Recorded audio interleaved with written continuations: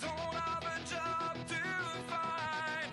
And if I work tonight, if I'm so tired tonight, I'll fall asleep when I'm home.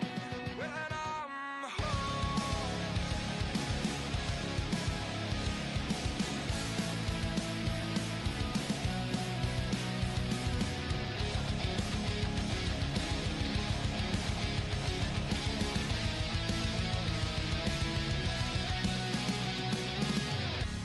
I was just so far from here, focused on my own way, with never looking back to those who lived in fear. There was nothing I could do, there was nothing you said that could make me realize how much lucky I was. Just out of reach of the fire, was not aware of this nightmare. But when I stopped to see those eyes begging for help, begging for hope, just need to open my eyes now to try to change them to sunshine, to be someone among others. I've got to try. If I bleed tonight, if I am sad tonight, I don't have a job to find. And if I work tonight, if I'm so tired tonight, I fall asleep when I'm home. When I'm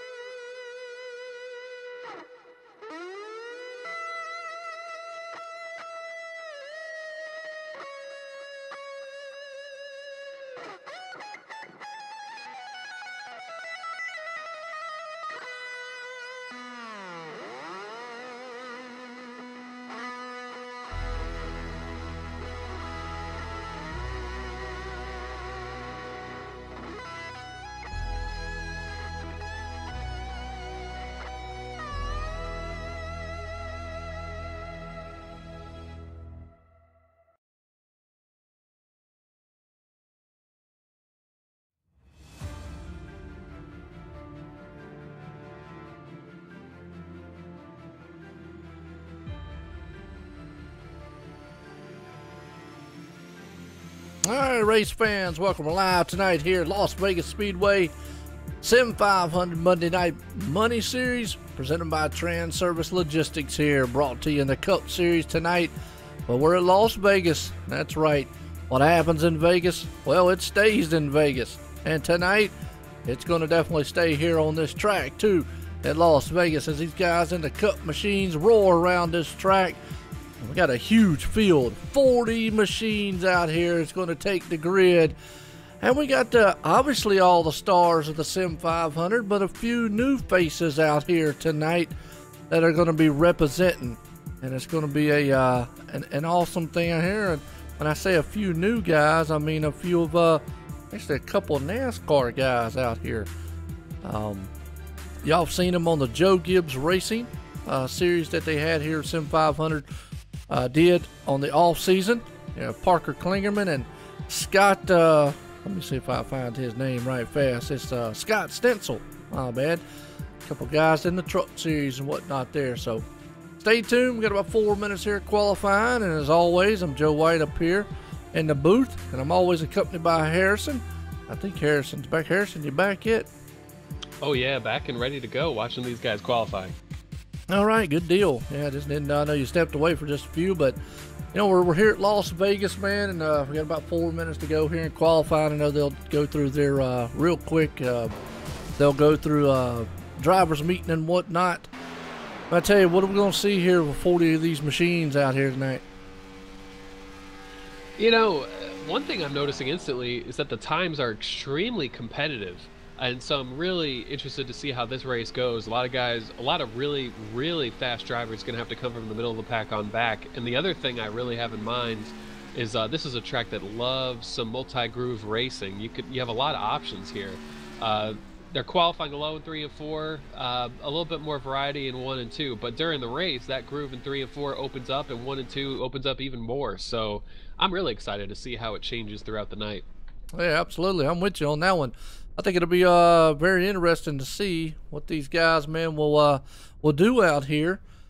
As right now, man on top, Nicholas Cohan. Boy, he's been a good dominating force out here. Chad Cole, Mitch Rollo, Nelson Riviera, and Anthony DeBarro rounds the top 5 so far in qualifying. Got about 3 minutes left. They can go out there, maybe a couple guys, maybe see if they can't get a little more out of it. And I tell you what, we have got a huge field, huge power, huge set of talent out here. We're going to try to get through as many of these guys as. I don't apologize to any drivers out here that, if we miss them throughout the race, but man, with 40 cars, with as much excitement as this place is going to give, wow. Yeah, I mean, one of the things about Sim500 is we've got full fields here. 37 people took time in qualifying. And there's about 6 drivers who are going to race who are electing to start in the back. And so that's a full 43 that we have here tonight. That is a large field. Yeah, you're right. And, it's good to see guys back. Malik Ray back out here again. And, we got a couple new guys. Don't want to just, take away from all the great talent we have out here. But got a couple guys out here, kind of, I guess they're sort of the fill-in style. Parker Klingerman, we've seen him in the Joe Gibbs, and a lot of guys see him actually on TV racing. I believe he races in the trucks, if I'm not mistaken, in a NASCAR series for Joe Gibbs Racing, and he raced in the Joe Gibbs series that Sim500 put on. And then, we got Malik Ray back out there. If I'm not mistaken, Michael Prester, or there's somebody else out there, a couple other ones out here that weren't here to start the season that are out there now, stand-in drivers and coming back in. Yeah, Parker Klingerman is a 2-time winner in the NASCAR Truck Series, so that's really cool to see him come out here. Yep. And he's a driver who's kind of on a bit of a waiting list, so to speak, for this series. He's not sure that he can run every week, but when he can run, he's going to try to run. So I think Klingerman's a name that we're going to see more often, as well as a lot of these other guys.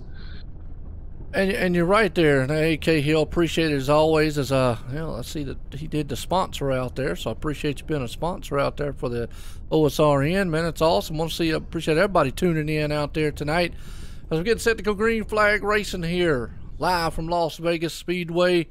Here with the Sim500 presented by Transervice Logistics here tonight. The Cup Series guys. These are the big boys here. And when we say Monday Night Money Series, well, we mean money, because there is big money on the line for championship drivers here by the end. As we got a few seconds here left before we grid these boys up.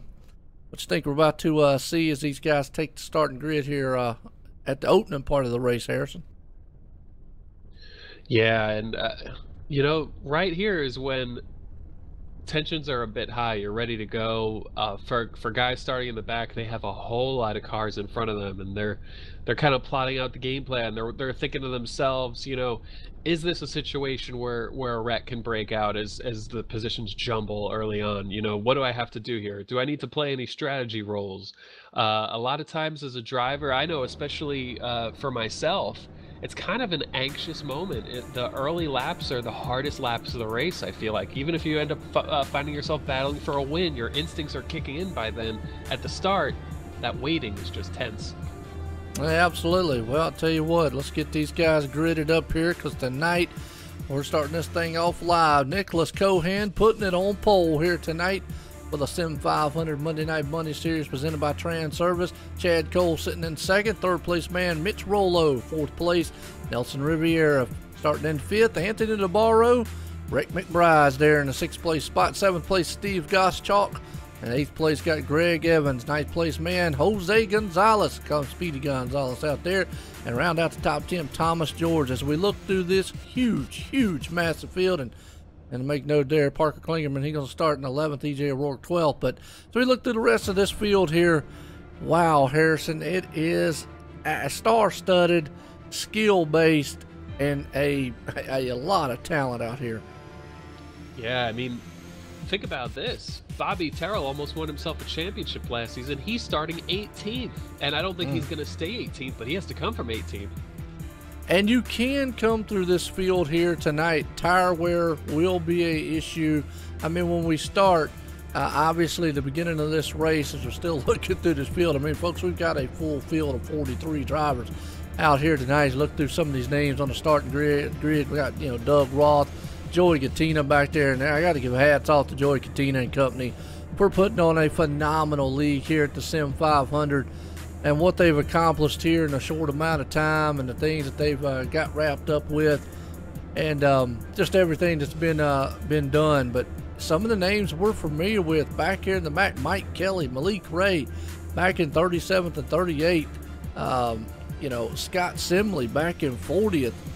Michael Prester right there in 41st, and then 42nd, Patrick Colby and Brian Wortman rounds the 43 car field here. Wow, that's all I could say is just wow. Yeah, speaking of the car count, a lot of people start a league and you see some success early on. It fades kind of quickly, or interest wanes, and sometimes it's hard to keep your feet planted on the ground, but I tell you, the interest has only gone up. And Malik Ray has good memories of Vegas, because the first season of Monday Night Money, the finale was at Vegas. He was in a championship fight with Josh Williams and outdueled him to win the championship. So Malik Ray starting in the back of this one, but Vegas has been good to him. So I think he's looking forward to trying to pass a lot of race cars. Gonna have to be very patient doing it. That's the key right there. Obviously, if you know you got a fast machine, don't try to put it in places that, you wouldn't want it to be in. And then that's the thing. You've got to just be very, very mindful and careful, because it is very easy as a driver to get out here and overdrive this track. Hey, what's Hal? How you doing out there, man? Hal, we get set to go green flag. And like I say, Harrison, it's just to be very easy to overdrive this track here. Use up your tires and get caught up in a mess. As the pace car's coming out of turn 4, we're going green flag racing here tonight. That's right, Las Vegas Speedway. Pace car's in. Green flag's about to fly. 43 car field. Green flag in the air, and we're racing at Las Vegas as the cars come to life. Heading off into turn 1. The 57 of Nicholas Cohan gets a good jump out front right there, along with the man, I believe it's Mitch Rollo right there behind him. Now it's going to try that 96 there. It's going to try to see if he can't dive on the inside. Yeah, Cohan had a great start to the season, winning Daytona, but I tell you, the Boomtown guys right on him. Rollo, driver not afraid to get after it, and he's looking to get to that lead as soon as possible, right up on the back bumper. And Nick Cohan goes to the bottom, Rollo up to the top. Rollo has a teammate behind him, Anthony DeBarro, who I wasn't here last week, but I think Anthony DeBarro won Atlanta. I'd have to go back and do some research. Yeah, but it's been a good start to the season for those guys. Another driver, Chad Cole. I feel like Chad Cole, who's currently running 4th within view right there with these leaders. Chad Cole in the 82. I feel like he's he's intentionally started in the back a lot in this league, and I think he might be, you know, with 43 cars in the field, I think sometimes you start feeling like, you know what, I should start putting more of an effort into qualifying here and make it a little easier on myself. Yeah, absolutely. You're 100%. Right now, got a good battle going on. Nicholas Cohan's up there for about a 10th over Mitch Rollo. What I noticed, did a couple races here in the past couple days here at Las Vegas. Early on, these guys are able to stay right there, nose to tail, and you're actually able to use that low line. The problem is I started seeing the cars and trucks move up to the middle high line as the tire wear went on. So something we'll have to keep an eye on. As you're already seeing a couple guys use that middle line, but a few of them will stay down low. Looks like we got a battle for the lead. Yeah, Rollo trying hard to use that fresh rubber to get around that 57 of Cohan. Cohan probably only driving as hard as he needs to in order to retain that lead right now. As you see, it kind of condenses up there. But the way I heard some of these guys jumping out of the throttle late exit, I think they might be a bit tight, and that's definitely something that could lead you to have to run higher and higher as the run goes on. Is it just becomes too tight to be able to hold that bottom on exit as the tires get older. But Rollo, you know, if he's going to get to the lead, probably the early, if there's not too much of a split in tire wear between him and Cohan, which when you're in a 43 car field, you're pretty close with each other. You want to get to that lead as soon as you can. Absolutely. Top four drivers are pulling away though right now. That's Nicholas Cohan, Mitch Rollo, Anthony DeBarro, and Chad Coleman. They got about a 1.3 second lead back there to the man in the 5th place spot. That would be Greg Evans. And you got to look at Thomas George. So a very good battle going on back there because of Nelson Riviera and Steve Goschalk here in a good battle. The 75 there of Parker Klingerman. And as a name we know, he's got the Folgers machine out there. Jose Gonzalez is on his inside. Now, I just know we talk about the man who was said he's a 2-time Truck Series champion, I believe he said. How does that relate over to now? I mean, I know we're on a sim world. It's not, you know, the real world, but it's still the Gen 6 car. It'd be interesting to see how he transfers what he knows over to a Gen 6 machine. Yeah, from what I've heard, there are some things, of course, that, well, racecraft, anytime you have that extra racecraft practice, there's a, you know, it pays off dividends, having all that experience. But I think especially if you race in real life, you kind of treat it like it's a totally different car with totally different handling characteristics because some things may carry over, but a lot of things will feel different. Parker also a simulator driver for NBC, for everyone who watches NASCAR America, so doing a lot of analyst work and pit reporting and things like that for NBC. But he's moving forward. He qualified 11th, just moved by the 91, Steve Gottschalk, up to 9th, I believe. Gottschalk gets tight underneath him, almost making contact, but they were able to avoid. Yeah, they are right there. Good battle, like you just said. Steve Gottschalk, Parker Klingerman right in the mix. Corbin Hemstreet, talk about him with the Boomtown Street Boys. Mitch Rollo and those guys have stepped up here this season. Actually already got a win with a Steve Boundary. Don't see him. Let's see if we can find him. He's back there. Oh, Sean Bounty. Excuse me. He's back in 19th place spot right there to 34. He won one of the duels early on at Daytona. And then Mitch Rollo pulling off a good finish up in here. And Anthony, you're right. Anthony DeBarro was last week's winner, by the way. Gary out there, appreciate that, keeping us in check up here in the booth. But those Boomtown Street guys have come here to play. Yeah, actually, I was speaking a little bit with Corbin Hemstreet, one of those guys, and you know, they're. I've seen them compete in other leagues and compete up their 4 wins, winning races, and you know, they really work well together.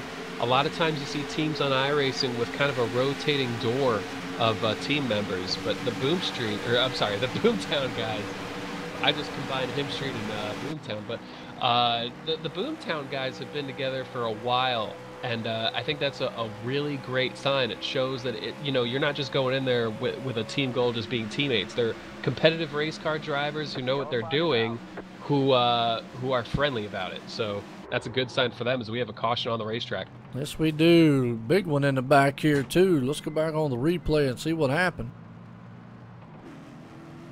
Oh, it looks like it starts around the 76 of Rick Thompson. Yep. Coming out of turn number 2.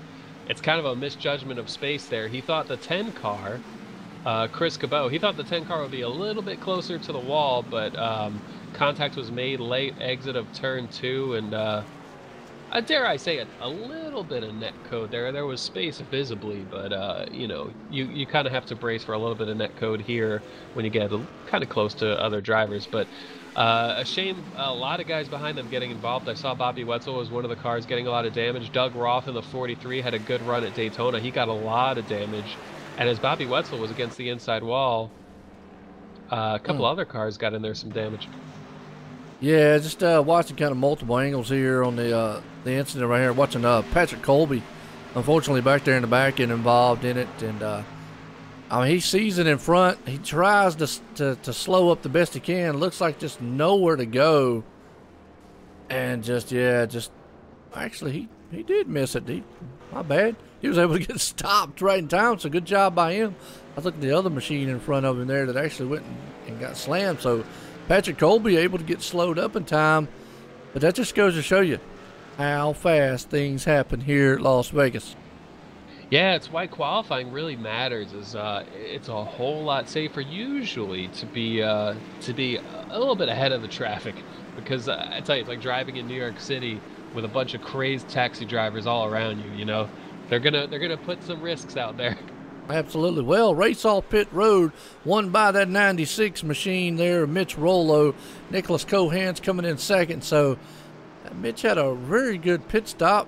Nicholas didn't have such a good one. He was in the 16 bracket right there, and 15 bracket. And that's another thing. We're sitting here talking about iRacing, and I've noticed something with the new animated pit crew and all that. It is kind of ironic. I mean, I know we're in a virtual world, but it is kind of ironic to see now with the new pit rule in NASCAR how close the actual pit stops are on here and translates into the real world. So that just even more realism from here, from this sim to the real world. Yeah, and even in iRacing, you have to worry about that occasional slow stop or, at night where it just seems like nothing goes right on pit road. It's frustrating, you know, as you're the driver, but, you know, it is a correlation. Absolutely. Well, we're under caution here. Lights back off on the pace car. I'm getting set here to go back green flag racing tonight. We're at Las Vegas Speedway here. It's been a very good one. Lap 14 of 135 going to be in the books. Huge field. Had a lot of great names. Hey, I appreciate everybody tuning in here tonight as we're bringing this awesome race to you. The man up front, Mitch Rollo. He's got the, is it the M Street? Boomtown. That's it, Boomtown. Yeah, I really ruined it the last time. I know, I had to think about it for a minute myself. Oh man, but Nicholas Cohan's right there along with him. Greg Evans, Chad Cole, Thomas George rounds the top 5. As we're getting set here to go back green flag racing Harrison. Well, I tell you, just good to see, man, the growth here, the Sim500. Good to see these guys out here. It's just good, man, all around to see a huge car field here at race number 3 of the season. The pace car drops off on pit road, and Mitch Rollo's going to bring these monster machines to life here at Las Vegas. He does, hammers through the gears. We're back racing again as Mitch gets a good jump out front. That's going to leave Nicholas Cohan. He's going to try to get clear, and I believe he will, heading into 1. That's going to put Greg Evans and Chad Cole, and they're going to go 2x2 out of turn 2. Yeah, the leader all the way up there. A lot. He loves seeing that space in his mirror, that distance, as these guys continue to battle there for second. Cohan, Greg Evans trying to get clear of that 57. Rollo, oh, we have a caution out. I have to see where it was, but a quick caution there coming through off of turn 2 down the back. Yeah, and it's got a huge one too. A bunch of machines in the back. I'm gonna start with 73, Casey Campbell. I don't know. Oh, it looks like it happened in front of them with a 77 and the 8 machine. 4 was involved, and here's the problem, Harrison. Once it's James Pescarella. Looks like it started up in front with him, but let's go on back here with him and see what happened. The 8 got loose coming off the turn, and then hit the 77. Nowhere to go. The 48 involved. 4, just to name a few, and that's 48 machine there, Nick Solomon. With a huge field like this, no fast fixes, by the way. it's just one of those deals. One car gets loose like that, and the next thing you know, it's like an accordion effect. Yeah, he got loose, saved it into the wall, but it bounced off of the wall, or saved it into the wall. Maybe not the best phrase I could have used, but when he bounced off of the wall, collected. It was a bad moment for Hendrick cars there. Scott Stenzel in the 24, the 48 of Nick Solomon, both got collected in the same second. Both went to the inside wall. And just a tough break for a lot of these guys. Joey Gattina in the car painted very much like Harvick's involved at the same moment as Don Runkle Jr., the 00. And so a lot of guys, wrong place, wrong time. Absolutely.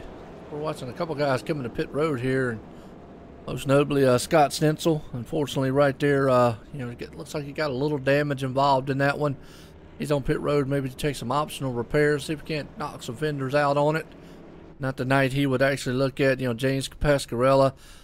Got maybe one or two cars going to be out of it. Nick Solomon looks like he's done for the night. Don Ruckle Jr., Ed Burrell, Jonathan Lockhart, Casey Campbell, a couple of those machines back there. Just rough nights back in the back. Now, a guy we haven't really mentioned much of here tonight. Let's see if I can't get on him right fast. That's Malik Ray. We talked about him earlier on. That number 1 machine, he couldn't qualify because he's a stand-in driver, and I believe that might be a rule. I might be wrong. If anybody's out there want to correct me, hey, by all means, let me know. Right now, up to 27th. He understands he might have a fast machine. 1, he's back there probably dodging bullets. But 2, he's got to be very careful. He's got a long way to go to bring that JDR machine to the front. And he's got plenty of time to do it, but he's just got to still be patient and focused. Yeah, it's a nice looking scheme on that number 1 car, that JDR graphics, and he wants to keep it clean. He wants to keep it looking that way. And cautions, it's kind of funny when you're the guy coming through the field, because sometimes a big wreck breaks out. It could do you a favor and, take a bunch of cars out that you would need to pass and makes it easier. But at the same time, you got to miss those wrecks if they're ahead of you. So it's not a very calm feeling approaching stuff like that. But he's definitely going through the woods right now, being in 27th. Yeah, absolutely. And another thing we got to look at too here, I look at the guys in the top 10, and I mean the names throughout this whole entire field. It's just wow. It is a who's who here of names. And the talent that is out there right now. Mitch Rollo up front, Greg Evans in second there, Nicholas Cohan third, Chad Cole fourth, Thomas Joy rounds out the top 5. And then you got Anthony DeBarro, Steve Goschalk, Parker Klingerman, Corbin Hemstreet, and Jose Gonzalez that rounds the whole top 10. And you can keep going on down the list there. But, wow, it's just a who's who. And then, we talk about here too, Harrison, real quick, keep bringing it up. Parker Klingerman out there. He is an actual real NASCAR driver. But he's out here amongst guys who sim race week in and week out multiple times. And you can just see how that's translating here. And then the level of competition here at the Sim500. Oh, absolutely. Like a professional driver who has sim racing experience usually can adjust pretty quick. But at the same time, this is the racetrack for most of the drivers in this field. They're aware of all the little things that maybe Parker's learning a few things along the way, but Parker was a sim racer before he went professional, so he's definitely used to it. But I tell you, when you have a competitive league like this and they have success, you're going to get an influx of really good, fast, strong drivers, and that's definitely what's happened here. And I totally agree with you on that one. It definitely got a lot of great talent, a lot of great drivers out here, and it's just growing. That's just the sim racing in general. iracing.com's growing. They've got week 13 coming up this week. Got some new dirt tracks coming out. People love the dirt stuff. I love the dirt stuff. Got some here on the OSR network. So if you love dirt, we got dirt.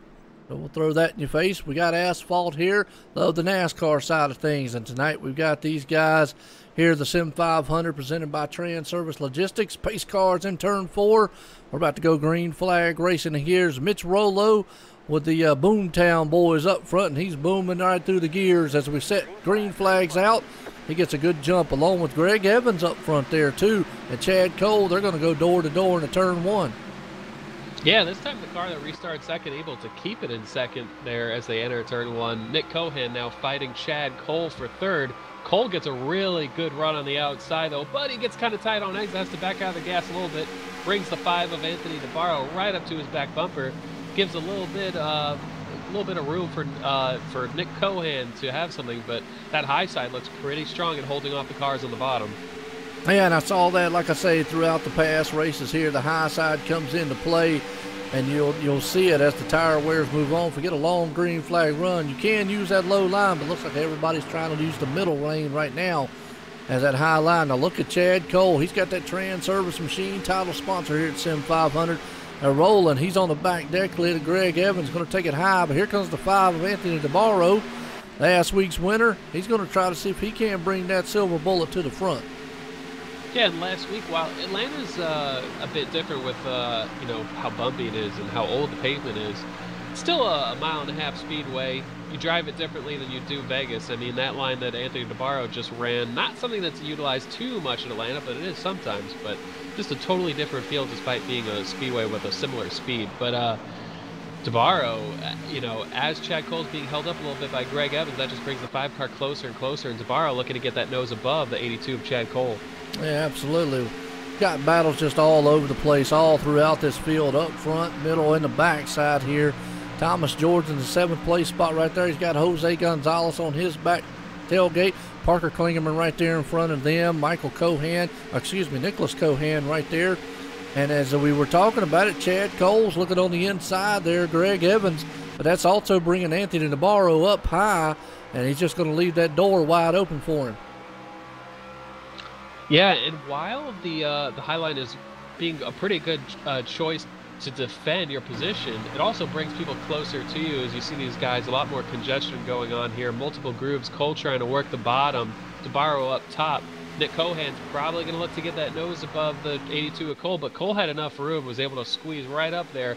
Klingerman in 6th right now, trying to get 5th from Cohan. Cohan, the pole sitter, going backwards right now. Klingerman not going to be able to clear him there, though, as the 57 gets a good enough run out of the high side to stay alongside coming out of turn 4. Yeah, it is, and here comes Anthony DeBarro up front. He's on the high side of Greg Evans. That's going to try to bring Chad Cole along with him. You see Klingerman right there, Parker. He is moving with the Folgers machine. He has come to life here in the 75. He is also trying to follow in the footsteps of Chad Coleman and Greg Evans up there.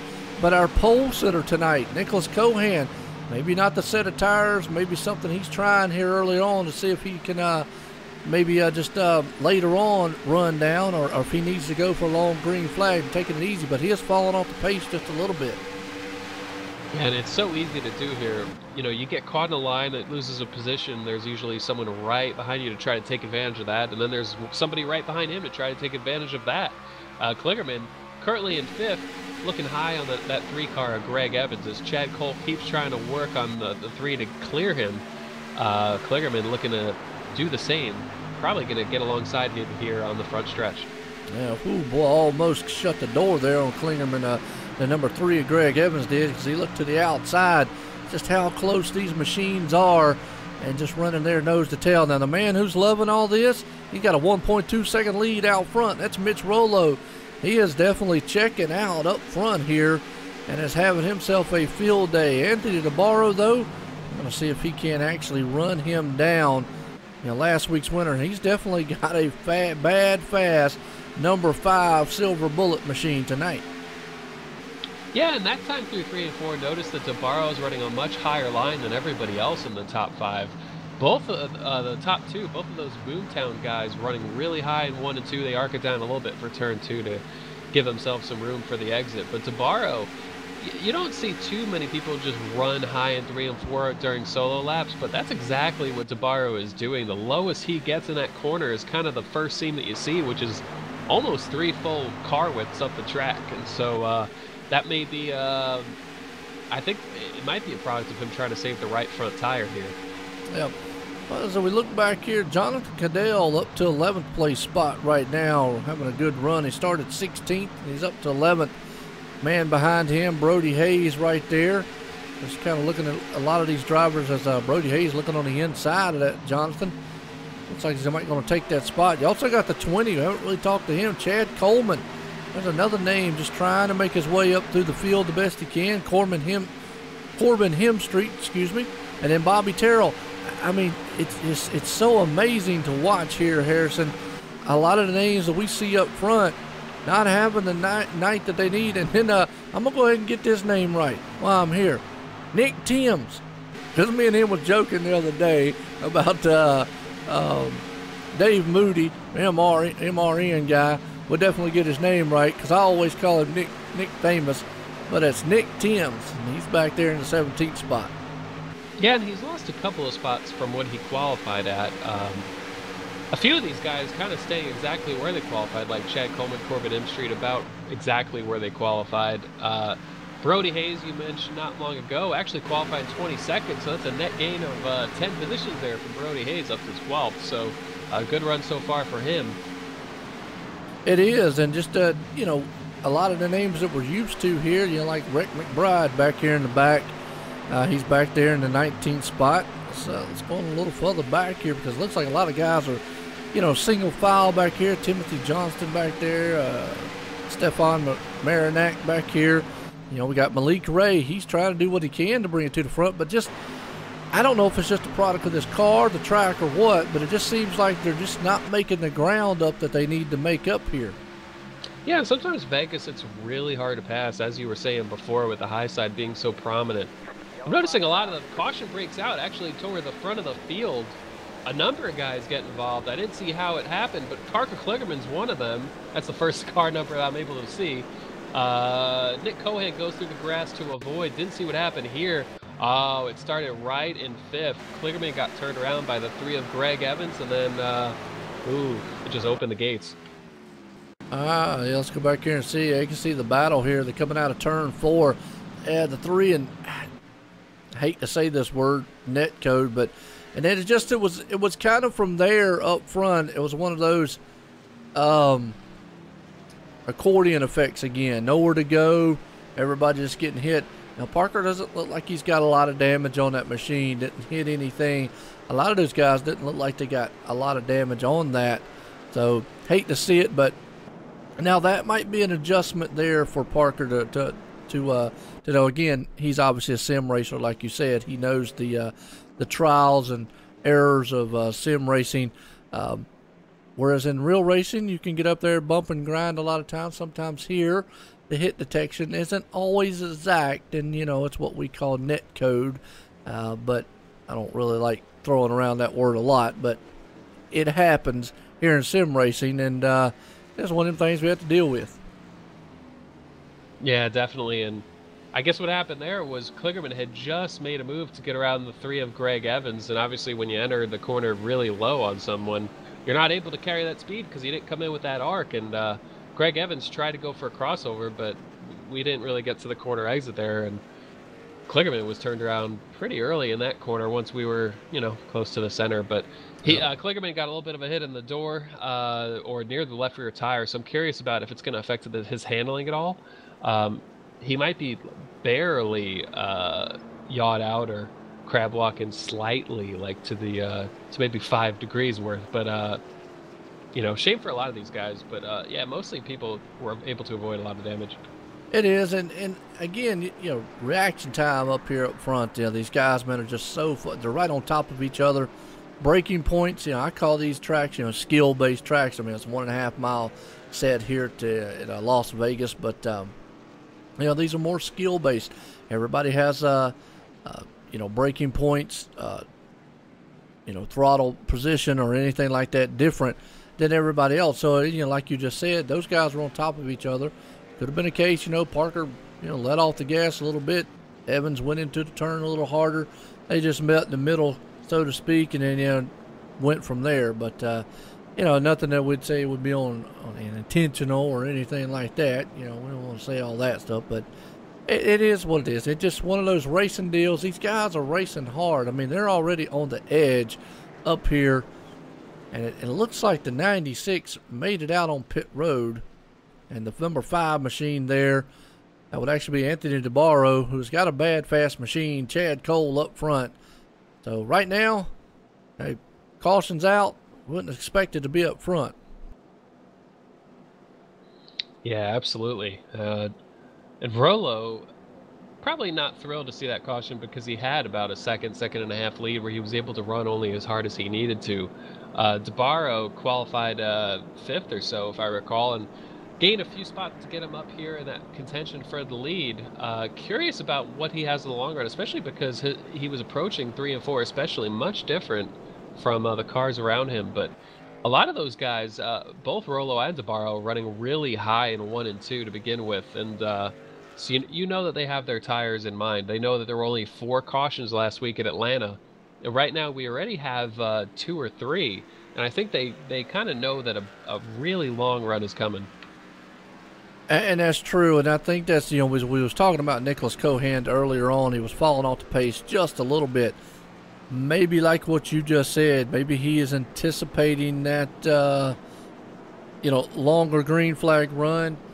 We have yet to see a long green flag run, but again, it's a huge field, huge cars out here. I call them the monster machines. I mean, these things have a massive amount of power to them as we're getting set to go back green flag racing. And obviously, Las Vegas, it's not for the faint of heart. It can be a tricky track.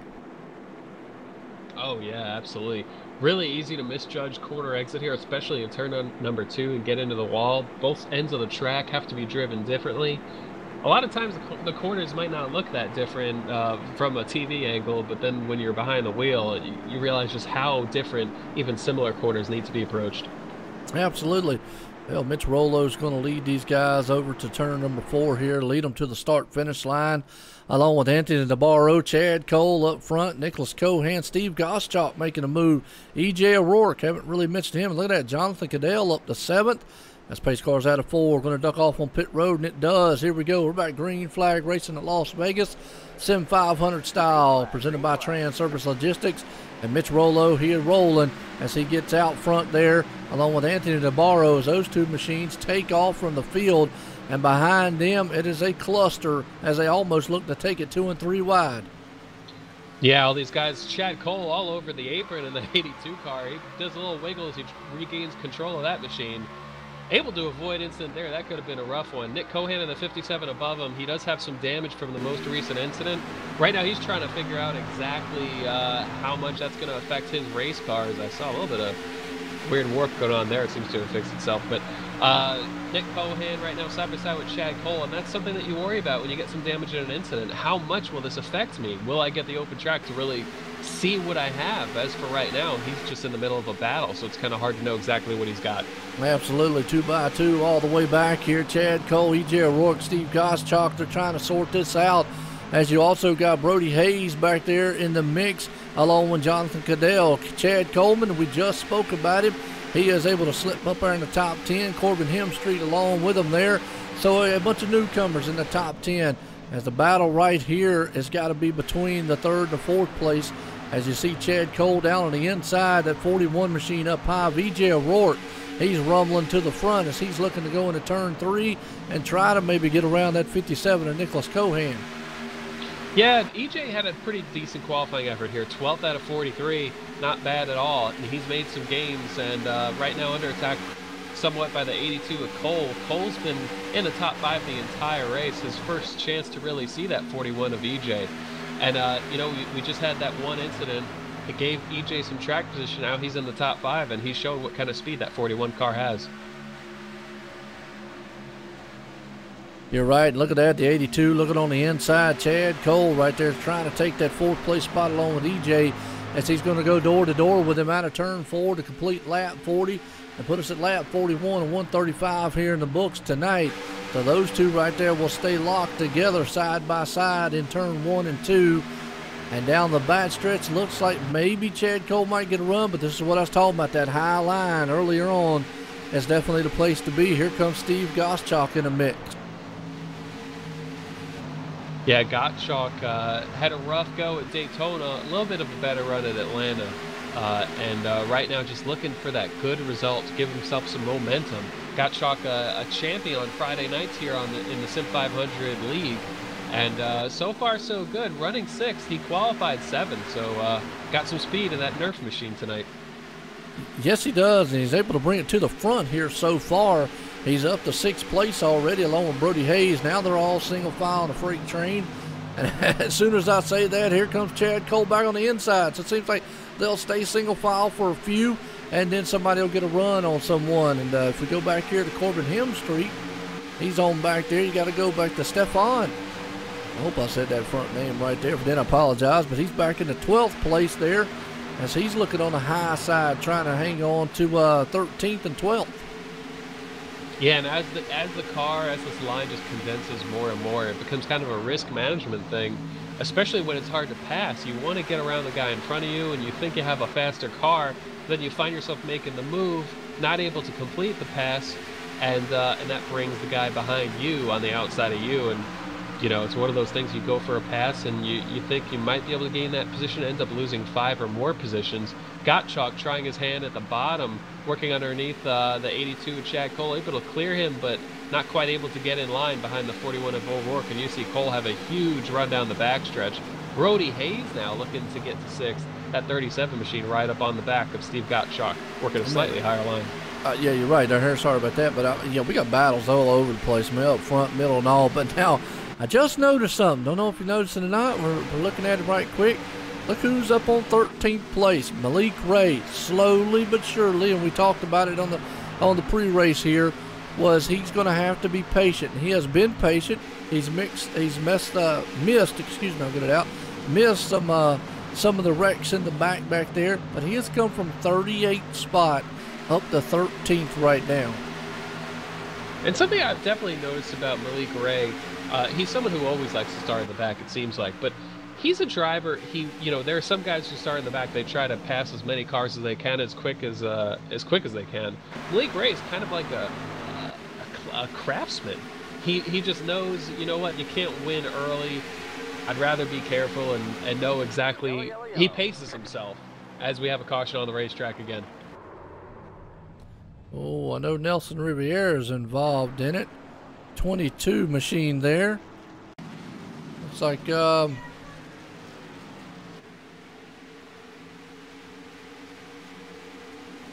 looks like the 77 or 17 of Casey Duncan. Looks like he hit the wall. Sorry about that. My youngest one in the background, he got excited over the wreck. Let's go back here just a few minutes because it looks like the same thing that happened in the other accident there. Just got loose coming off the turn. The KC, yeah, he just got loose, and in the 22 there, nowhere to go. And the Ford machine obviously coming flying through there. He lost it. The 74. No, I think Parker Klingerman again back there, getting a little contact involved. Yeah. Yeah, it's easy for things to go from bad to worse, Get involved in one wreck and then you're in a position to get involved in another because you're farther back in the pack. Definitely a shame for all the guys who got some damage there. Nelson Rivera actually qualified in the top 5 in the 4th position, but it's been one of those races where, he got stuck back in 24th, lost a lot of track position, got turned around there, so tough go at it for that 22 machine. Yeah, and everybody on pit road, so let's see what the pit times here are and see who gets to race off pit road here or wins that race off pit road. So we're watching a lot of these guys right now. 4 tires and fuel, that'll be the theme for it right now. As these guys up front, looks like the 96 is going to win it out. Mitch Rollo along with the 57 of Nicholas Cohan. It's going to be the man up front and take this one out on pit road. Yeah, good pit stop for that 57 car. Just trying to... I'm still kind of curious about exactly how much speed he'll have in that machine with a little bit of damage on the left side and the left side of the rear bumper. I have a lot of questions. Like, I'm curious about how EJ O'Rourke's going to look on the long run. I do feel like we're going to get those long runs that we're so used to seeing. I feel like, we had such a good start to this race, and none of these accidents have been anything... I'm short on words right now, but it's egregious is really what I'm going for. Nothing's been egregious. It's all been kind of natural, slight mistakes being made, and when it's like that, you kind of have a feeling that they're gonna disappear, and you're gonna get that rhythm of the race going before long. Yeah, Leave to Harrison. He's going to break out the big words for us, folks. You're going to have to get Google out there to understand what he talks about up here. Because I have no clue what that word was he just used. Egregious. Yeah. Like really bad. Okay. Now you're talking about terms. That works. But, hey, you're right, though. I mean, 100%. And it just feels like, because a lot of the cautions we've had here are just really products of the car, product of the track, and just product of what this place can do to you. I mean, you'll get loose, snap loose before you know it. And, you know, a lot of times with a big car field, it's usually a single car that gets loose, gets up into the wall. You know, once you're on that, you're kind of helpless. You're at the mercy of where that thing's going to take you at that point. And a lot of other drivers, well, guess what? You know, wrong place, wrong time. And that's just kind of what's happened on a lot of these cautions. Yeah, and you don't want to be the guy that loses control on exit because you know just how much at risk that puts you in. So as these guys have really felt out this car throughout the race, I think it's one of those things where, you know, hopefully we'll see some green racing soon. Yeah, no doubt about it. Well, very good run so far here, folks, that we're having here. Las Vegas Speedway, Sim500 here tonight, presented by Transervice Logistics here. Monday Night Money Series brought to you by that Transervice and the Cup cars here at Las Vegas. And it's a good one so far as we're under caution. And just a real quick race summary. You know, Kevin Pearson up front, the leader right now, but we've completed 49 laps of 135 in the books. 2 lead changes, so not a lot of lead changing going on up front, but 4 cautions out there right now. And again, I know everybody's like, well, I have 4 cautions for 50 laps. Wow. But if you go back and look, like we were talking just a second ago, those cautions are basically, you know, single car incidents and, you know, just product of this track, really. Yeah, and so I really do think it's going to clean up. I'm seeing quite a bit of lag on my end. I think it's my internet connection, so if I disappear here randomly, we know what happened to me, but hopefully it doesn't come to that. Keeping my eye on Mitch Rollo because I'm really interested in seeing how that 96 machine looks over the course of a long run now that he's able to set his own pace. He has the track position that he's been aiming for. The car above him, Cohan, has a lot of speed, but he's got some damage all along the left side and the rear bumper, and I'm curious about just exactly how far off that's going to push him, if at all. But you have to think if you can see some damage, it's going to affect you. But they're working their way out of turn number 4. Pace car will be in a second. Yes, it will. Pace car drop off. We'll go back, and you're right. We'll watch Nicholas Cohan here. But the man up front, Kevin Pearson, he gets a good jump. Actually, that's Nicholas Cohan. I don't know why it's showing Kevin Pearson up there, but it'll probably switch as soon as they go across the line. But either way, Mitch Rollo's the man up front. Excuse me there, folks. And we got E.J. O'Rourke sitting in second. Now, there's another machine that we talked about earlier on. He's been able to work his way up front. And you were talking about Nicholas Cohan.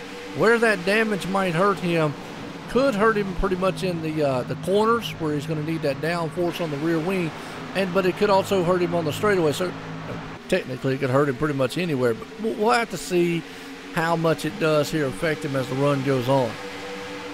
Yeah, and it's one of those things where if you're able to, he might want a real long run. Well, you can either win a lot of cautions or a real long run because the cautions will keep your track position. A real long run will give you more of a chance to win those tires where usually the damage means a little bit less and you're able to do more based on how you're able to save those tires. And so, but right now, Nick Cohan looks like things could be worse. He's got a decent bit of speed in his car.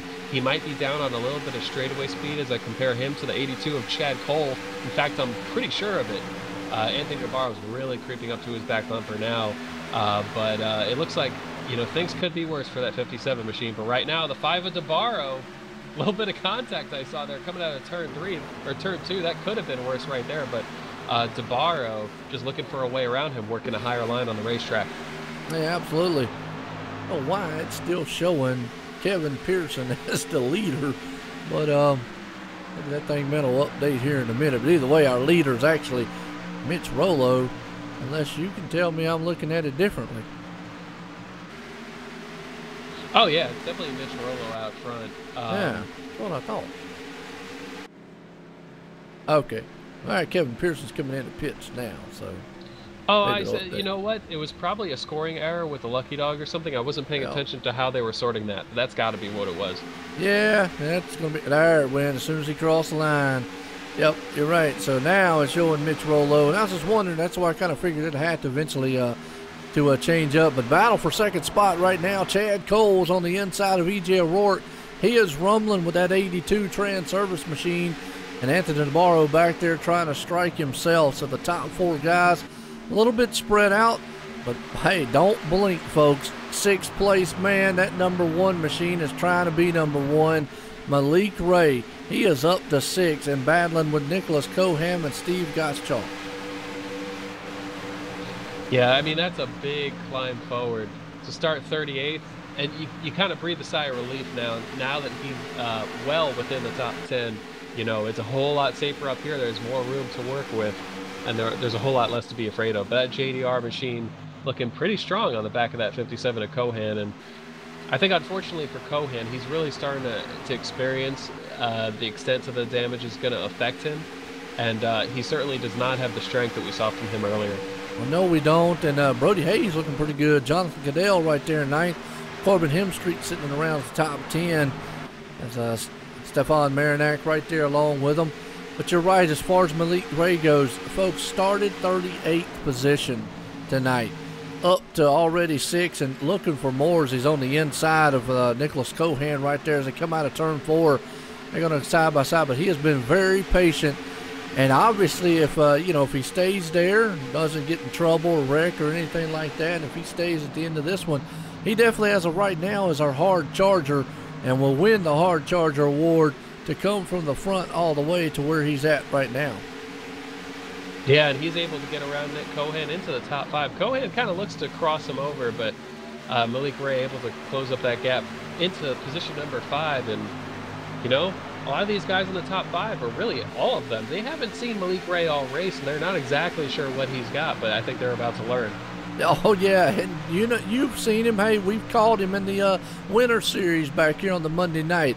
The man, well, matter of fact, past champion. There we go. Him and Bobby Terrell had an awesome battle at the last race there. But Malik Ray, he is the Sim500 Monday Night Money Winter Series in the trucks champion. So he definitely knows how to drive. Obviously, these are the Cup machines in Gen 6, different car, different power, and different set of circumstances, but he's already showing what he can do out here. And this is probably something like, man, you got to be kidding. If this guy comes back in the league here, he's missed a couple races, but he's looking to get back here. These guys now are like, wow, he came from 38th all the way to the front. Yeah, absolutely. Showing a lot of strength as the leaders work their way around Bobby Terrell. So it's going to be a rough finish for Bobby this week because got caught up in the most recent incident, got turned around as they were trying to avoid it, and he was running well within. He was running within the top 15 for quite a while there, and now being shown in 35th without much speed at all. But Cohan's starting to fade a little bit more. Stefan Marinak in the 15, trying to get underneath the 57. Steve Gottschalk also among this group, and Cohan. So for a little while there, I thought he'd get away with that damage, and he's got a competitive car, but you know, it's just brutally frustrating when you know what you could have and what you end up having, and you're so badly wish you could have that mullet back on the racetrack so that you could really stretch your legs right now, because he's just thinking, oh, of course we're going to go green now that I can't really compete with these guys with the damage I got. Van Harrison, I tell you what, while you was telling us that, I was watching the battle back here along with Eric Arnold, Rick McBride, and Jonathan Goodell. Jonathan Goodell got pushed 3 wide there, and Chad Coleman had to check up, almost ran into the back tailgate of him. These guys back here are dog fighting it and definitely doing some racing. But talk about Eric Arnold for a second here. Started 20th, he's currently 11th. He's looking pretty good. Not a name that we've, I don't want to mean anything by what I say. It's not a name we hear a lot of, but he's actually having a pretty good run here so far. Yeah, Eric Arnold, I remember seeing him a good bit elsewhere, and I don't know how long he's been running with Sim500, but qualified in 20th, picked up in qualifying from practice. He's definitely, it seems like he's been defining speed the longer we go here, and so we're coming up on halfway through this race, and I mean, that's really the time you want to be finding all you can and learning and learning, and you kind of never want to stop learning, even if you're out there running in the lead, because hey, I could get a bigger lead than I have. And Eric Arnold going forward. Absolutely. Eric's doing good. Another man going forward again. Malik Ray, he made the pass on Anthony DeBarro. He is up to third, folks. And if we look at his lap times, he is setting pace out there faster than the leaders. If it goes green flag for a long, long period of time, he will run down those front guys, Chad Cole and Mitch Rollo, as Malik Ray is coming to the front, and he's coming in a hurry back there. But definitely good battle still going on throughout this track. Stefan Marinak, that's another one. E.J. O'Rourke right there. They're going door to door out of turn 4, excuse me, and come out of this one to come across the line. If there's 5 turns out here, I need help, Harrison. I feel like there's 5 turns at Pocono. They say 3, but I tell you, if we go by the logic from every other track, they have 1 and 2, 3, and 4 and 5. That would be true. Yeah, because don't they have that little creeping turn right there? Yeah. Oh, yeah. I mean, and 2 ends of their track have really long sweeping corners aside from just that tunnel turn, which heck, you could divide that up too, so why don't we go with 6? There we go. We'll just make our own math on some of the tracks. But a good battle right here. Oh, contact between Anthony DeBarro and the 15. They just did a little bit of trading paint right there, and he made that pass. Stefan Marinak up to 4th place. Man, we haven't really talked much about. And another heavy mover started 39th up in the 4th place. Wow, so we're starting to see some of these guys from the back come straight back to the front. And Marinak, I remember a few years ago, I don't know how long ago it was, about 3 or 4 years ago, Stefan Marinak and Bobby Terrell had a championship title run against each other in the Xfinity car in another league. And that just really stands out in my mind. Those 2 drivers had a great title fight, and so I almost, anytime I see the 2 together on the same racetrack, I almost always go back to thinking about that. Marinak is a driver with a lot of speed, a lot of consistency, great on tires, tough competitor. Absolutely. Guess what? Battle for the lead up front. Malik Ray has run down Chad Cole. And just notice, though, Mitch Rollo's off the pace. He was back there in the back, so he was up front leading this one. I don't know if he tapped the wall or something. I'll have to look back in a second. But battle up front, Malik Ray has brought it from 39th position back in the back there. And we're under caution. Oh, and it started right where I was looking. There was some craziness going on in the middle of the pack. Things got dicey at a turn number 4. Someone got into the wall, and as the whole pack was checking up, a bunch of other cars caught up to them trying to take advantage of it. And the 54 just turned around the 69. Corbin Hemstreet got turned around by Tim Johnston, and Tim Johnston certainly didn't want to do that and wrecked himself in the process. But that was a lot of guys with some serious damage back there. And it all started the straightaway before. Yeah, we're just watching a replay right here. You're talking about the 54, and oh, he did a hard impact into the wall. And you're talking about, yeah, it did collect a lot of machines. Looked like a little bit of right here too. Somebody got checked up. Greg Evans in 11 there. Jonathan Cadell went through the middle. They were 4 wide. And then just contact between the 69 machine there and the 54 went into it. Wow, just like you said, some craziness happening right there. It happens fast. You get a group of cars that has to slow down for something. Usually it results in something else half a straightaway later. That's exactly what happened there. Hard hit, man, for the 54, Timothy Johnston. I mean, that guy, he hit the wall head on very hard. The 64 involved, Michael Prester. The 8 machine, Kevin Pearson, not the night that he wants here tonight. So definitely some of these guys out here, again, that right there looked like somebody checked up and just kind of made the whole field, well, kind of accordioned again. Yeah, those accordions, man. I know that they get kind of a goofy reputation as an instrument, but they're pretty serious in racing. Absolutely. Well, the 22, Nelson Riviera and Brian Wortman. I don't know if they made their pit stop.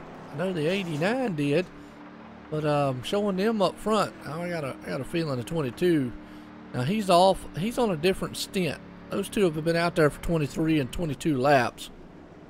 I don't think they're going to try to stay out there, especially with the rest of the field have went in and gotten 4 tires.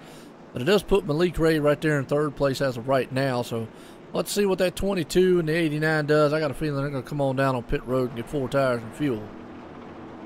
Yeah, absolutely. Fix some damage. They're just kind of seeing what it looks like up front right now. Maybe get a lap led or so. Bobby Terrell is going to do a wave around here. Bobby Terrell is already 6 laps down, which I reset my game momentarily, or not too long ago, and I'm starting to wonder if he fell out of the server while I was gone. I'm not sure how he lost 6 laps, but that's just kind of a bad race getting worse. Yeah, it is. You know, you got Ed Burrell back there. He's down 4 laps. Corbin Hemstreet 3. Casey Campbell 2. Jonathan Lockhart 2. Michael Prester 2. Timothy Johnson obviously showing him out right now. He had that hard hit right there. And the first man showing a lap down right now, Kevin Pearson. But James Pasquarella, 49 laps down, you know, out of it right now. I'm only showing 3 machines, you know, kind of technically out of the race. Don Runkle Jr. and Nick Solomon along with Timothy Johnson right now. But a lot of them still running. Points. We really don't talk about it yet. We're 3 races into the season. But how they have the structure of points is something that we'll be talking about here in the weeks to come. Because Harrison, even though it is a full cup series, they're splitting it up in like a 3 series deal where 12 to 13 races, each race will host a kind of a mini champion, so to speak, but you will get like bonus points out of that. And something that we'll be talking about, and I'll get all the info up here. It's all on the website too, folks. You can see it at sim500.com, but it'll explain more. But that's something that's very important. Obviously, we look at these guys, a lot of people are like, well, why in the world would you want to run out there and be 4, 5, 6 laps down? You never know. You know, it's only lap 72 of 135. Another caution or 2, guys get in trouble, you could pick up another 2 or 3 positions, which could be the difference between 2 or 3 positions or more in the points. Oh, absolutely. You really do never know.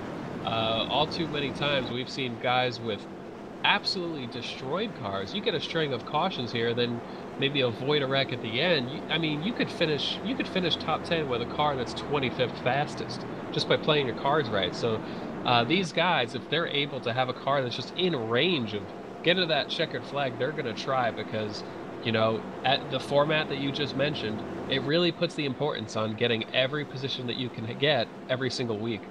Absolutely. I was getting set to go back green flag racing. Folks, hopefully y'all enjoying it out there. I'd love to see everybody out there tonight. And it's been a very good race. We got a lot of guys, 43 car field. The man out front, Malik Ray, well, he has brought it from the back to the front. Chad Cole, as pace car comes out of turn 4 and will lead these heavy hitters back to the green flag. Harrison, you want to call it this time? Oh, sure. But yeah, Malik Ray started in the back.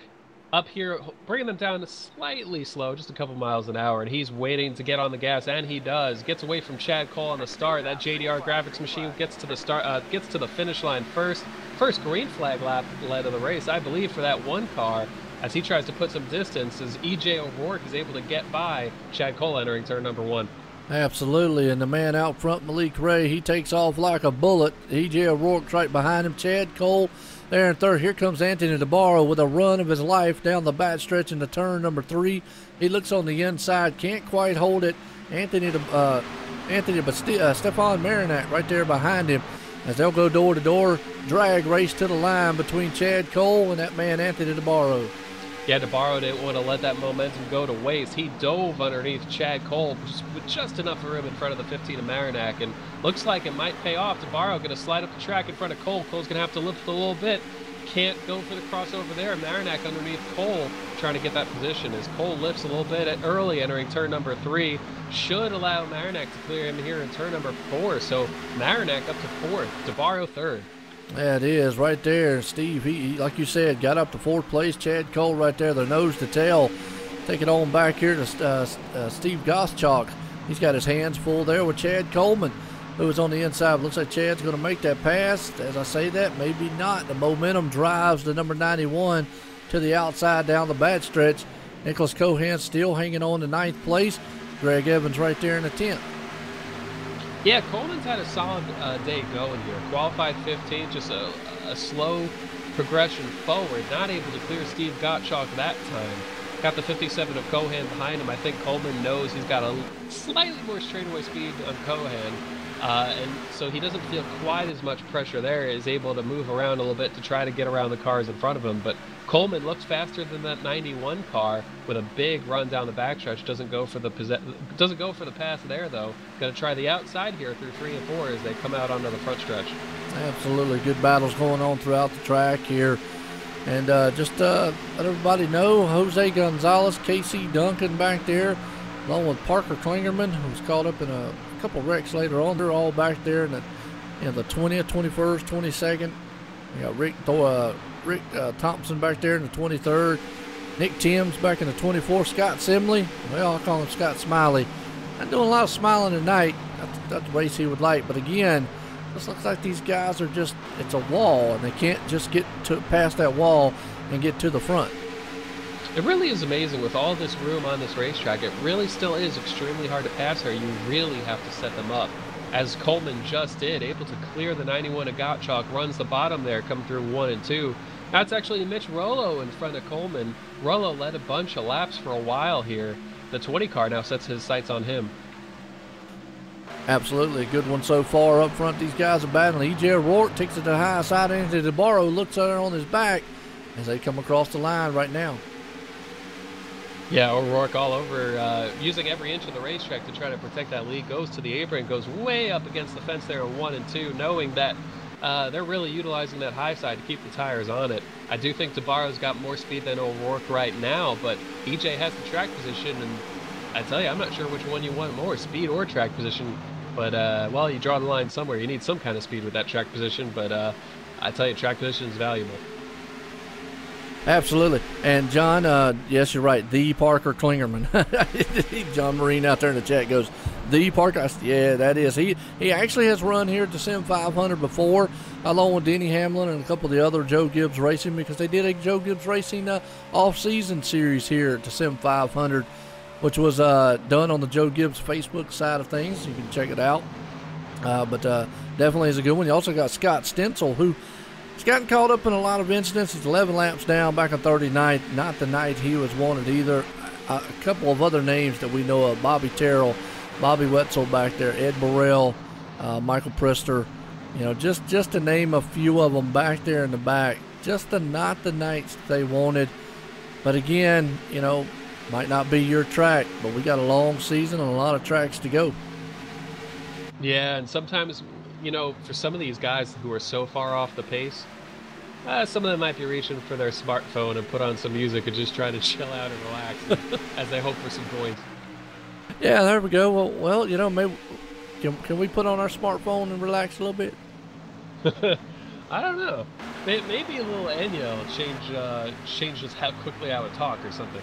Absolutely. Well, you know, with the action that they're having up here, every time I see them try to get single file, the next thing I know, there's a pass, just like a battle right here for second spot. Anthony DeBarro goes to the inside, takes that number 2 position away, coming out of turn 4 in front of E.J. O'Rourke. So again, you know, we're sitting here, they're single file, and the next thing you know, boom, they're back double file racing each other. Yeah, and so DeBarro up to second, showing a lot of speed. Last week's winner, and he's kind of approaching things from a different angle than the leader Malik Ray is.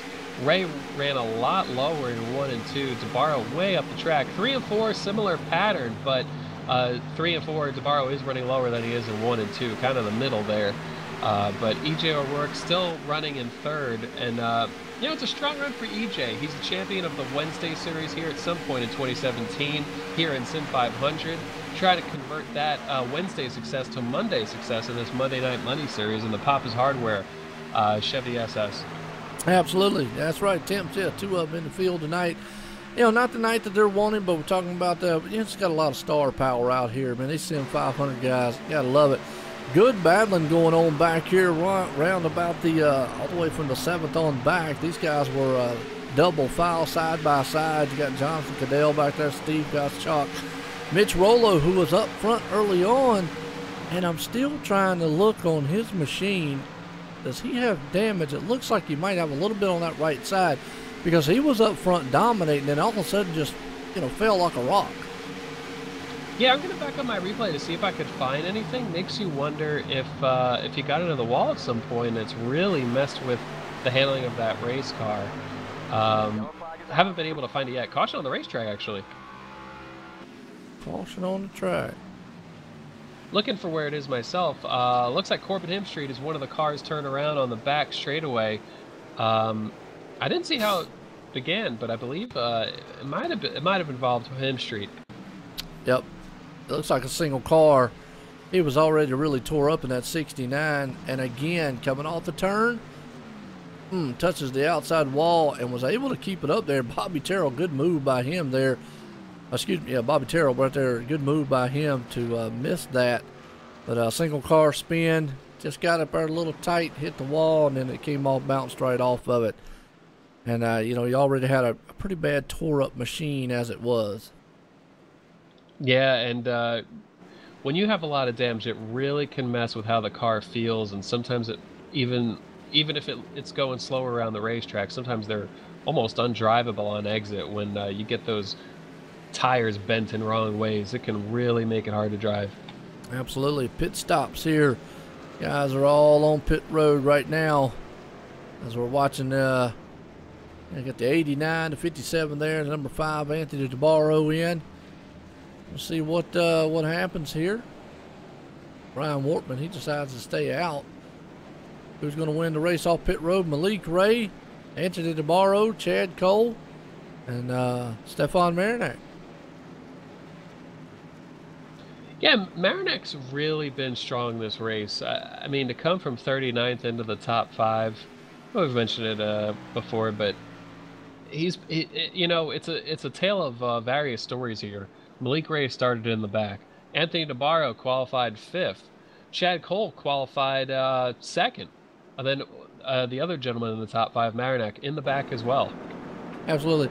Now, folks, you're seeing the pit stop times out there, and I just got to chuckle a little bit when I see it, because it's just the joys of, you know, glitches and online stuff. But the number 5 of Anthony DeBarro has probably got to have the fastest pit stop in the world. And when I say the world, a new record, a 0.066 pit stop.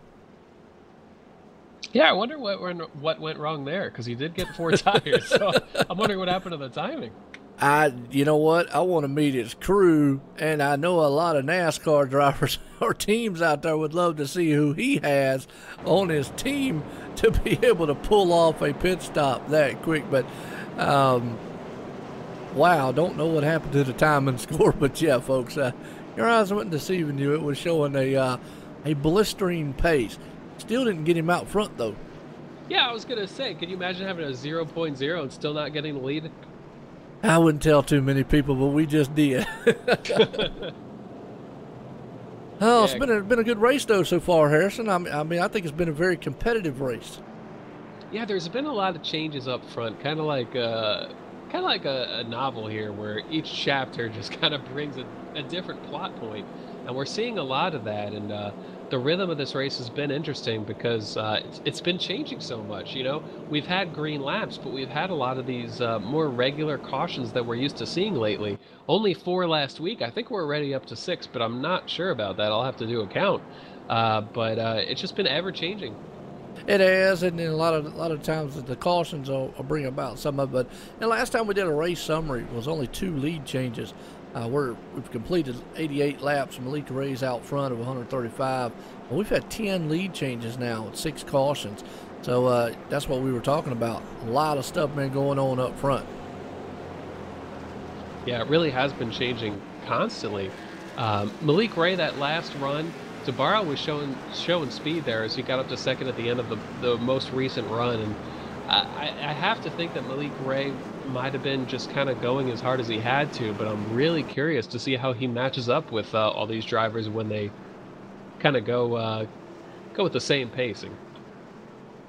Absolutely. It's getting set to go back green flag racing here, and folks, I hope y'all enjoying it so far. Appreciate everybody coming out here tonight. As we're live here tonight Las Vegas for the Sim500 Monday Night Money Series, brought to you by Transervice Logistics here. Las Vegas here. And the Cup cars. And these guys, reason we say Monday Night Money Series, because, well, these guys are racing for a lot of money here, championship-wise, at the end of this season. Yeah, and I mean, it's only been bumped up every year, too. It's just, it just seems to be getting more and more every time, and more prizes and more positions paid out, and it's really cool to see that growth. Absolutely. And you're right, John. That is one thing that I have week in and week out here with the Sim 500. You know, I do many different leagues and can't take anything away as we're getting set to go green flag, pace car real quick. But these guys will put on a competitive race week in and week out. Pace cars in. We're going green flag racing. Malik Ray, he's holding him just a little bit before he goes. He finally goes out front and he gets a jump. Anthony DeBarro right there in second. Chad Coles in third. Stefan Marinac, he's going to try to see if he can't get on the high side. Yeah, Marinac working the high side there, trying to get above Cole, but kind of hard to do on the first lap after a restart. Malik Ray, as you pointed out, changing it up, a restart to restart. You never want to be predictable when you're leading the race. You always want to catch people off guard. As we have another quick caution started somewhere in the middle of the pack, looking for who's involved. Haven't gotten there yet. Doug Roth is one of them. The 21's also involved. Let's see, it actually started around about with the 26 of Jose Gonzalez and the 43 of Doug Roth. And it looks like, oh yeah, Doug just got up in the wall. And again, one of those wrong place, wrong time situations there for Jose and a lot of the other guys. It just really is, it's been a theme. And really no fault of any of the other guys out here. I mean, you see the 43 just got in the wall, tried to hold up the car, bounced off. 26 of Jose, nowhere to go, and then just gets clobbered and hits the 76 machine also, Rick Thompson. But it just seems like it's a theme. Whatever that outside machine does, if you're on the inside, hang on, because a lot of times you're going for a ride. Yeah, and oof. I tell you, the 96 of Rolo, who kind of gave, it was almost an uppercut that Jose got, where it sent him just spinning, and Rolo was trying to miss that wreck and just kind of wrong place, wrong time. The 26 of Gonzalez was coming back down the track where Rolo was going to avoid him. And Rolo, I think, had just gotten to the back after fixing a lot of his damage, trying to repair his car. Now he's got more damage. It's just another example of that's why you never want to get that original damage in the first place. And I was never able to find how Rolo got that damage. I'm not sure if it was one of the incidents, if it was possibly the incident with Greg Evans and Parker Klickerman earlier in the race, or when it happened. But things, go from bad to worse quite easily. And you're right, because he was up front, definitely, dominating, and all of a sudden just fell back. And, we saw that was what the time Malik Ray was coming to the front there and made the pass. So I'm with you. I don't know exactly what happened and what got him back there in the back, but unfortunately, once you get back there, sometimes you just got to be very patient. I mean, we've seen guys bring it to the front. Who is it? I believe it's Stefan Marinac, I believe it is. Let's see. He's from 39th up to 4th. Obviously a race leader right now. Malik Ray, who started back in the 38th. So 38th and 39th right now in 1st and 4th. So you can bring it to the front. But then again, being in the back, it's kind of a roll of the dice. Yeah, definite roll of the dice. One of the other drivers in this race who started way in the back, who's had kind of a solid night, so Mike Kelly. Mike Kelly's up to 12th after starting 37th, but he does have some right side damage on that 2 machine. Not sure where he got the damage from, which incident exactly was, but all things considered, that 2 car does not look as bad as some of these other guys who have had damage come up. And so solid effort there going for the 2 Pennzoil machine. Yeah, absolutely. And Greg Evans still right there in the 5th place. E.J. O'Rourke falling off just a little bit. He's back to the 6th. Chad Coleman up to 7th. Jonathan Cadell, he's hanging in that top 10. And 8th, Nicholas Cohan, our pole sitter here tonight, there in 9th. And Brody Hayes around the top 10. Like pace lights are still on here. It's been a good one so far. Yeah, and there's only about 40 laps to go in this one once they get back green. And so these drivers are when the end is near, the aggression just gets turned up to 11, like a Spinal Tap situation. But and a lot of these guys they're kind of raring at the bit to go here. They are, and again, with a huge car field like this tonight, it's been a very good one. Just giving an update. Looks like Mike Montes, I hope I pronounced that last name right. He's out of it tonight. Casey Campbell, Timothy Johnson, Don Runkle Jr., James Pescarella, and Nick Solomon all retired for the night out of the race. Bobby Wetzel, Scott Stencil, and Corbin Hemstreet, all of those machines 10 laps and 12 laps down, back in 36, 37, 38 position. Then you got to look at, but we were just talking about it right there. You just saw it, folks. We just said Bobby Wetzel, Scott Stencil, and Corbin Hemstreet. Well, guess what? They just made a position up just because Mike being out of the race there. So, again, you might think, hey, why are they out there with 10 or 12 laps down? Every position counts, and points. It really makes a big difference, because a lot of the time you find yourself in a points battle where, only a few points makes the difference between finishing 13th and 10th or wherever you're trying to be. And we're talking about money, we're talking about points, we're talking about making the chase, and it all matters. Absolutely. We're getting set here to go back green flag racing here tonight, Las Vegas Speedway. Very good run so far. We're going to take them 2 by 2 and get us set here to go back green flag again. Yeah, lights are out. They're coming through 3 and 4. Malik Ray once again in control. This time we got Anthony DeBarro on the outside, going to try to time when Malik Ray is going to go. Ray trying to be unpredictable here, waiting to go, waiting to restart this race. Waits for the green flag, and he's off. Gets a nice restart in front of the 5 of DeBarro. Man, that was a good timing, sleeping on it right there. Like you said, trying to be unpredictable, and it helps him get out front there. But they are 2 by 2 coming out of turn 2 down the back stretch. Chad Cole, Stefan Marinac, and Greg Evans. Yeah, Florida Gators on that 15 machine. Marinac trying to use some Florida to his advantage there. But Chad Cole working the bottom, going to get tight on the bottom here. Not able to keep the momentum on exit. The 15 noses ahead down the front stretch. Kind of hard to tell if he'll be able to clear him before turn 1, but he's trying. 82 still there. Marinac going to have to work the high side here in 1 and 2. Absolutely. Jonathan Cadell right there in the 7th place spot. He's trying to truck it back up to the front. Chad Coleman there. E.J. O'Rourke, Chad Coleman. But you got a lot of heavy hitter names right there in the mix. Are definitely battling it out. Greg Evans, he's got Jonathan Cadell on his back end as they are still battling. Actually, it's Chad Coleman right there. So he looks on the inside of E.J. O'Rourke.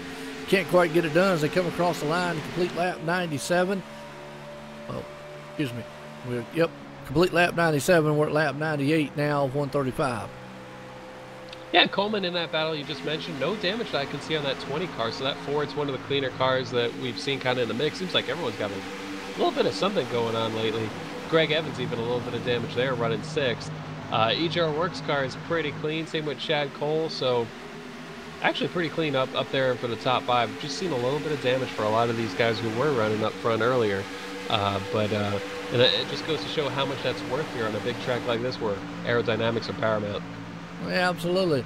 We got a good mix, man, of manufacturers up front, too, and throughout the entire field. Malik Ray still in command of this one. He's got about 3/10 lead over Anthony DeBarro. And they're running almost identical times right there. They was within about 4, if I get my math right, 10, 100, about 4 thousandths of a second between each other. Now it's a little bit different on that run, but they are running very close to each other. Yeah, and they're kind of watching what they're doing, trying to see if they could gain anything from each other. And Malik Ray, I mean, you know for a fact that he's looking at those lap times, looking at the intervals, deciding, how much can I give up? How much can I back off to save even more right front tire, or what can I do differently to save the right rear, depending on how he's really feeling the car. But this time there's 35 laps to go.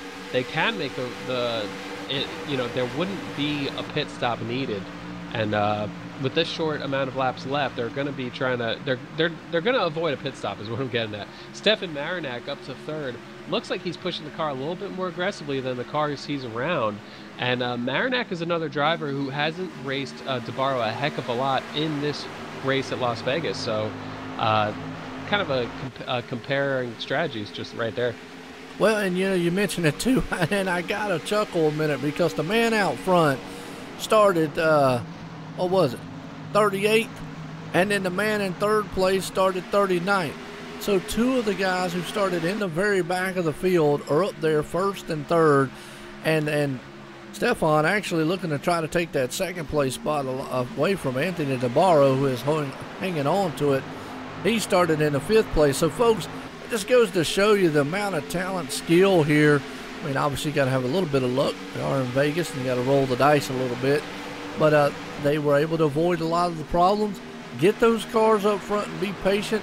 And right now, Stefan Marinak, he's in position to maybe win this one along with Malik Ray. Yeah, and Anthony DeBarro, I've noticed, has changed how he's approaching 3 and 4. Last couple of times through there, he's been running much lower. Wasn't able to get to the white line this time by like he was the previous time, but he sees where Malik Ray's strengths are, and he's trying to learn from that or trying to utilize that or just trying to be more aggressive using a line that he already knew that he liked to run but was saving for when he didn't need to save as much tire. 1 and 2, however, still running way high, which is different from Marinak because Marinak's kind of keeping in the middle there. Absolutely. Another guy we haven't really talked much about is right there in the 11th place spot, Mike Kelly. Well, look at the move he's putting on Brody Hayes. He put it almost down on the apron to try. Couldn't quite get the move on him right there, but he's actually falls back in the line. He's up to 11th place right now, that number 2 machine, Mike Kelly. So he's actually not having a bad run. He started 37th and is up to 11th right now. Yeah, it's been solid for Kelly, and we've spoken to him before. An experienced driver loves long runs, loves getting into that rhythm and just picking them off one by one. And it's kind of like, if we're going to have a green flag run, Mike Kelly is going to be able to get some spots out of it and work his way toward the front. Absolutely. I'll tell you what, talking about the front, guess what? Anthony DeBarro has run the leader down. He's on the inside, battle for the lead. He drives it to the inside. They'll go door to door coming out of turn 2 here down the backstretch. That's going to leave the opening there for Stefan Marinak. Which way does he go? High, low? If he is right there, but Anthony's trying to hang on to the inside. We'll see if he can with that silver bullet. That's also bringing Chad Cole into the mix. Yeah, that battle just brings everyone right up in it. Puts the leader in a vulnerable position. Right now, Malik Ray still able to be in control here, but everyone's right on him, and I think they all have varying views of, well, for one, where they want to run on the racetrack. DeBarro really threw it in on the high side, forced Marinak to run higher than he would have otherwise. Malik Ray able to get some distance there between he and DeBarro, but now he's really under attack. Yes, he is. Well, you got top 4 machines right there that are just nose to tail clawing on each other. Malik Ray out front, Anthony DeBarro there in second, Stefan Marinak in third, Chad Cole right there in the 4th place spot. Have to actually see where old E.J. O'Rourke, he's moving up in there. Well, you're about to have about a 6 or 7 car battle. Here comes Stefan Marinak. They're 3 wide for the lead coming out of turn 2. Yeah, and that puts Malik Ray in a very precarious position. DeBarro able to clear him, but so was Marinak. And now DeBarro, a little bit of gap behind the 15 as they were approaching the end of the straightaway there. Pinches the Marinak about as much as he wants to there to try to just get him to stay off of the throttle on exit. And you see it pay off there with a big run down the front stretch after they got out of turn 4. DeBarro's favored that high side, especially in 1 and 2. And so he's right where he wants to be right there, but he wants to make sure that 15 doesn't have enough room to clear him. Absolutely. They still will go door to door. Add a 2 down the back stretch. Anthony DeBarro, now they go single file. Man, what a race up front. Stefan Marinak right there is showing some muscle. Malik Ray falls to 4th. Chad Cole's up in the mix. But these guys already, and look at that. Might have used a little tires. Saw Anthony DeBarro almost lose the rear end. This is the first time these guys are experiencing kind of a semi-long green flag run. So now they don't know what these cars are capable of doing. Yeah, and being so close to the end of this race, it puts them in the position where they got to push, as hard as they have to. And people are pushing hard because they want to get to that lead. So they're having to push harder than they'd even want to right now in order to retain that position. DeBarro running the middle there to force Marinak the hard way around for there in 3 and 4. Clears him on exit. Chad Cole, and Marinak knows if he gets stuck on the bottom in a position where the 82 of Cole is able to get above him, it puts him in a bad position. So Marinak just is aggressively trying to get that lead, but won't be able to do it this time by. No, he's not. He's still looking on the inside. Now, he can get that run going into the turn, just can't get the bite coming off of it. That high line's where you want it to be. And that's the thing, the 5 there of Anthony has to understand. If he lets him have too much room, he can move up to the middle of the track and maybe just get enough he needs coming out of the turn. Yeah, exactly. And it's pretty interesting how quickly things change. Malik Ray running 4th, you know, it's not going to be easy for him to get back to the lead, but he's right there.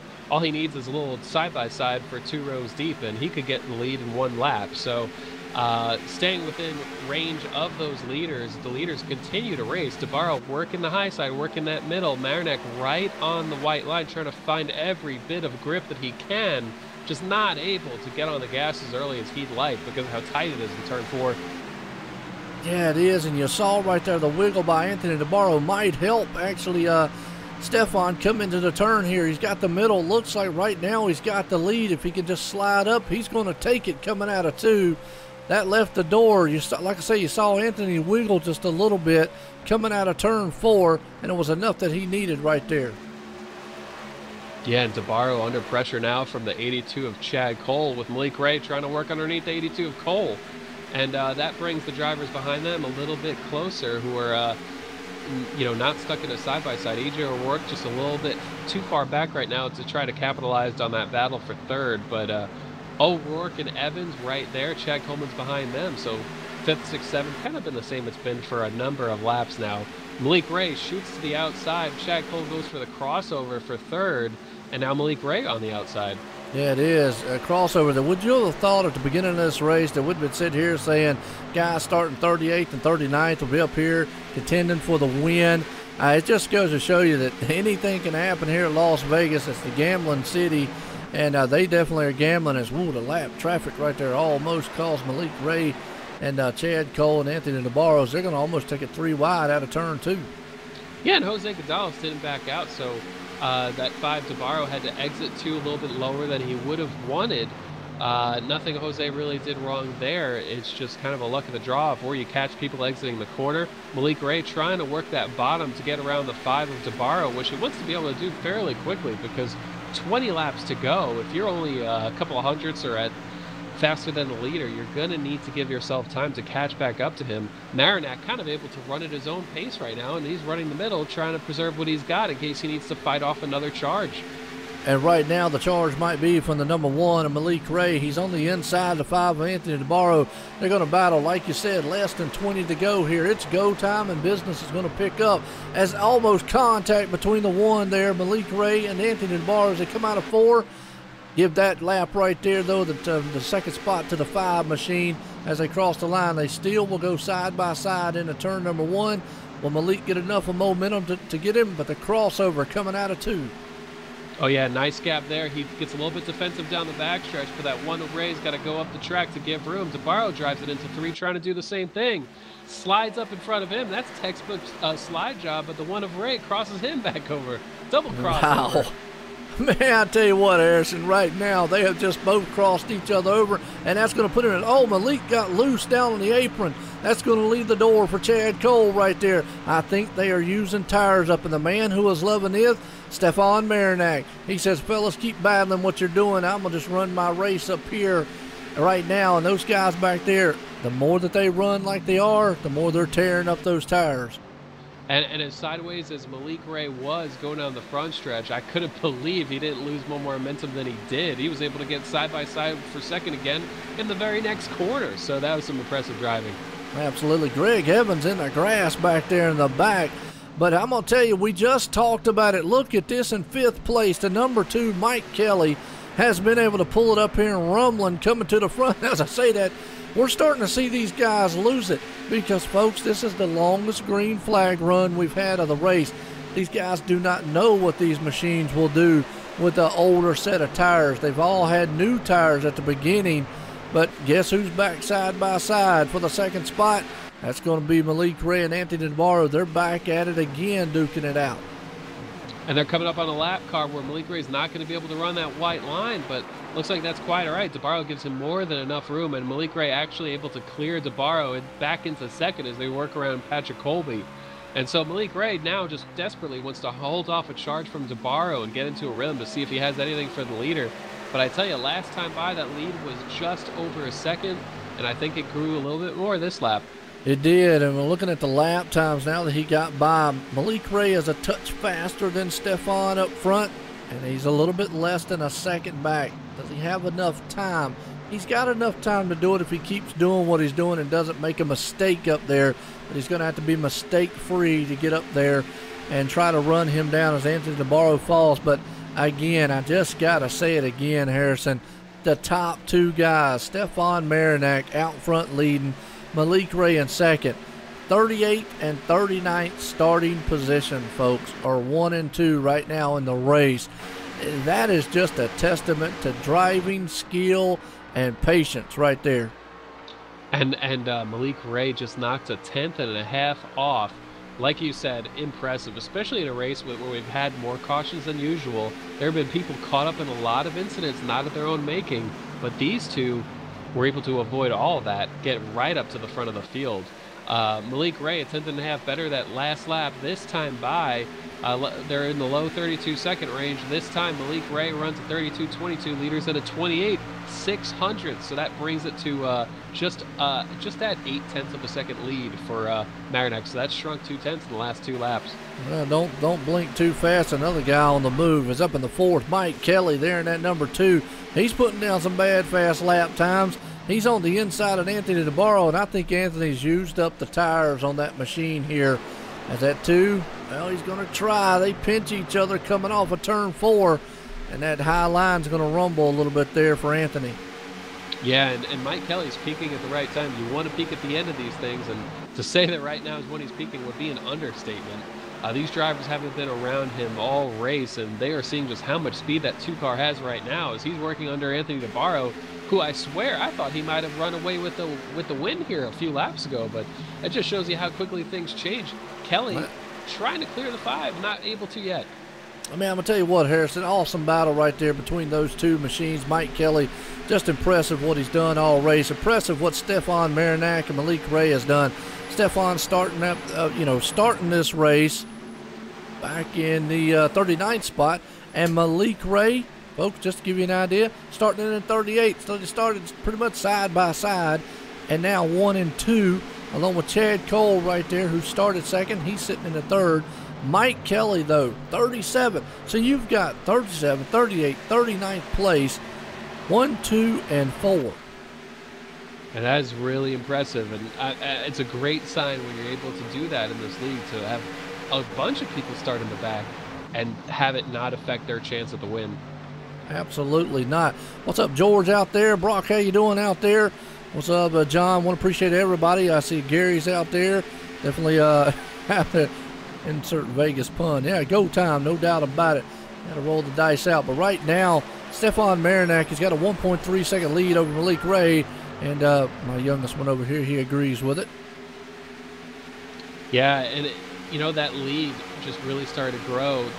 We're hitting another point of fall off, and the times are getting slower. The handling is changing a little bit more, and the line on the racetrack is changing a little bit. Marinak's been pretty consistent about where he's put his car in 1 and 2, and I think it's working for him right now. We're within this time by will be 7 laps to go, I do believe, and Marinak being really precise. Also in 3 and 4, cutting right to that white line, just trying to get all he can.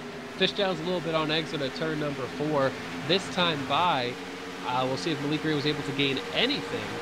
And the answer is, yeah, 400ths, but he'll need a little bit more at this point. Yeah, he's going to need a lot more. And I'm going to go ahead and say it. Wouldn't this be just, I don't want to take anything away from Chad Cole right now, who's in 3rd. But Mike Kelly's working him over. Folks, just to give you an idea, if Mike Kelly's able to get around Chad Cole, right now they're running down old Malik Ray, but if he's able to get around him, that's going to put 37, 38, and 39 starting positions, 1, 2, and 3. That would be something. because there's only one other car who started within the back 4 of this field. Oh, I'm sorry, I should do the math wrong. But Scott Simley started 40th. He's running 13, so that's another shout out to him. But that would be really something if 39, 38, and 37th on the grid end up finishing 1, 2, 3. Yeah, absolutely. And I'm just looking at something here. I saw Anthony DeBarro. Well, he has fallen way off the pace. He's back in the 18th spot and is losing ground and losing it in a hurry. Yeah, as he was under attack from the number 3 of Greg Evans, looks like at a turn number 4, DeBarro got way sideways and just, it goes to show you last week's winner, but, you know, we're rocking a different flavor here, so to speak. It's a different type of speedway, and maybe not quite as in tune with DeBarro's style as last week was. Absolutely not. Let's give you an update, man. Parker Klingerman, he's back up to 16th spot. Been able to rumble back after some earlier on incidents. As we go back up front here, Stefan Marinak still leading it. Malik Ray in second, Chad Cole there in third. Mike Kelly kind of leveled off a little bit. He's back in fourth. Greg Evans, another one who has had a fantastic run here tonight. You know, he started up in 8th place spot. Brody Hayes right there. He's started 22nd, currently up to 6th. So we've got a lot of guys who have started in the back. That's just a never say die attitude, never give up type of race.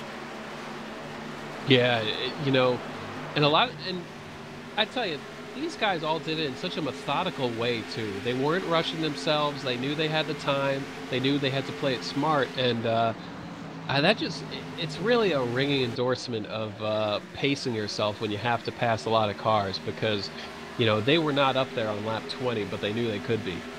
Absolutely, and you're right out there, John. I want to give a shout out here to the title sponsor of Online Sim Racing Network.com, and that would be simspeedshop.com. If you're looking for a button box or anything like that for your sim rig, check those guys out at simspeedshop.com. Appreciate them coming on board here for the broadcast here of OSRN for the 2018 season. And speaking of that, talked to Jason Eisenhauser the other day, and he's sending in the button box that I'm going to get the review, so stay tuned to that on the channel. There's something exciting there to show off their great products. But, you know, any of these guys out here that use stuff like that, I'll start giving away some prizes. I need to give away some hats and stuff to some of the viewers out there, so stay tuned. Also, if you like this Sim 500 and you see a lot of these drivers, guess what? This Wednesday, the Truck Series starts. The SimSpeedShop.com sponsored Truck Series this Wednesday kicks off the season for the Sim 500. So we're going to see a lot of these drivers come this Wednesday, Harrison.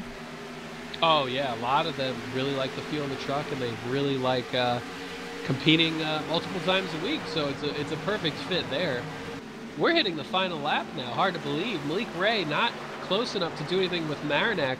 Getting a little bit of pressure from Chad Cole, though. I tell you, Chad Cole has been top 5 literally the entire race. He's going to have one more shot at Malik Ray to try to get to second position, but Marinak, comfortable lead out front. Yes, it is. Final time out of turn number 4 here tonight at Las Vegas. Man started 39th. Stefan Marinak, he's going to win it with Malik Ray in second. Chad Cole pulls it in third. What an outstanding run here tonight by all those drivers. And an outstanding race, to say the least. Wow, this was awesome. And again, like I said, folks, if you liked what you saw here, you know, these are the Cup machines, the bad boys. Come this Wednesday, we kick off at Daytona, the Truck Series here for the Sim 500. So it's going to be interesting. A lot of these same drivers will be out there, and actually some newer drivers will be out there too. But let's see if we can't get them up here. I mean, Harrison, I don't know what to say. This race had it all. Some cautions, lead changes, guys out here, man, just a suspense, and guys bringing it from the back to the front. Yeah, all those changes throughout the race, and one thing I really appreciate is a lot of green laps to close it out, to race it out under green. If you're going to have the longest run, you want it at the end, and so that was very cool to see it at the end. Yes, it was. I mean, these guys really did an awesome, fine job out there. Definitely was one for the ages and a very good race. I'm trying to find Malik Ray in here, too. Oh, there he is. See if I can get him down here. No, he's going to jump down himself. Never can move him, but does Stefan Marinac. Where's he at? Let's see. There he is, Stefan. He's in turn 1, heroes. He's definitely a hero tonight as he pulled that thing off. Let me send a message to old Malik and tell him to go to the green room.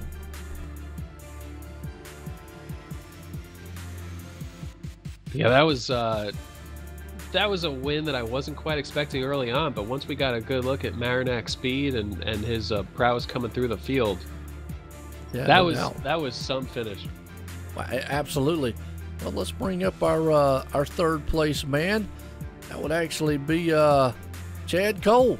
Let's bring him up here and let you get a talk in with him here, Harrison. Yeah, we're here with Chad Cole, and Chad, I feel like there wasn't a single lap of this race that you weren't inside the top 5. Yeah, really surprised myself with the qualifying effort tonight. It was P1 for quite a while until Kohan knocked it off there. But that's really what it comes down to tonight. It was track position. It was very tough to pass out there, and really the qualifying effort really set the tone for the night. And we started off with kind of like unpredictability with the way the cautions fell, leading to a much longer green flag run. And how were you able to navigate deciding exactly how hard to push the car? Or was it a situation where you didn't even really need to save that much to begin with? But with the variance of the cautions, it has to change the way you kind of approach depending on the part of the race. It definitely does. I'm not much of a short run guy. I love the long runs. But if you try to save your tires at all when you're up at the front, I mean, these guys just eat you alive. So, I mean, you just got to go for it. And if it's a long run, I mean, you better hope you did a all right job of saving the tires there. But I was really happy to see that the race go green there at the end. Like I said, I'm a long run driver. I was able to kind of track down Malik there a little bit at the end. It's kind of one of those things where, all right, you can track him down, but are you going to get around him too? So it would have been fun though. It was a really fun night. And so we started the year at Daytona. We've run a couple of speedways. We're going to be off to Phoenix and then a string of shorter tracks, flatter tracks. How are you looking toward that? Are there any races that you're looking forward to most? You just really burst my bubble now. I really favor the intermediate tracks. I don't consider myself much of a short track racer, but kind of positioned myself pretty nicely the past couple weeks. So I don't know, have to maybe try to get some open server races in, try to learn some stuff towards Monday nights. And I do think you will surprise yourself with some good runs. But third place tonight, another great run all night long. So the finish was certainly deserved, and we appreciate you joining us up here. Are there anyone you'd like to thank? Yeah, I give a shout out to the Transervice folks for coming on board and being a sponsor of the Monday Night Money series. It's always great to have partners like them, and of course partners like OSRN too. I mean, really helps get the show out there for the fans, and hopefully they'll enjoy this one tonight. Oh, absolutely. It was great to watch, and thanks for joining us up here. Thank you. All right, that was our third place man, Chad Cole, right there. He definitely did an awesome job here, running and rumbling to the front, trying to maintain. Well, let's bring up the second place man here, Harrison, and let you get a talk in with him because, boy, he did a fantastic job. Started in 38th position and finishing here in second. I'll let you get a talk in with him, Harrison. Malik Ray. And it was the first Monday Night Money series season. Finale came at Vegas. Malik Ray was able to win the championship there, so some happy memories at Vegas for Malik. But starting in the back, and we had a number of cautions early on, and just how tense was it as you were trying to work your way through the field, Malik?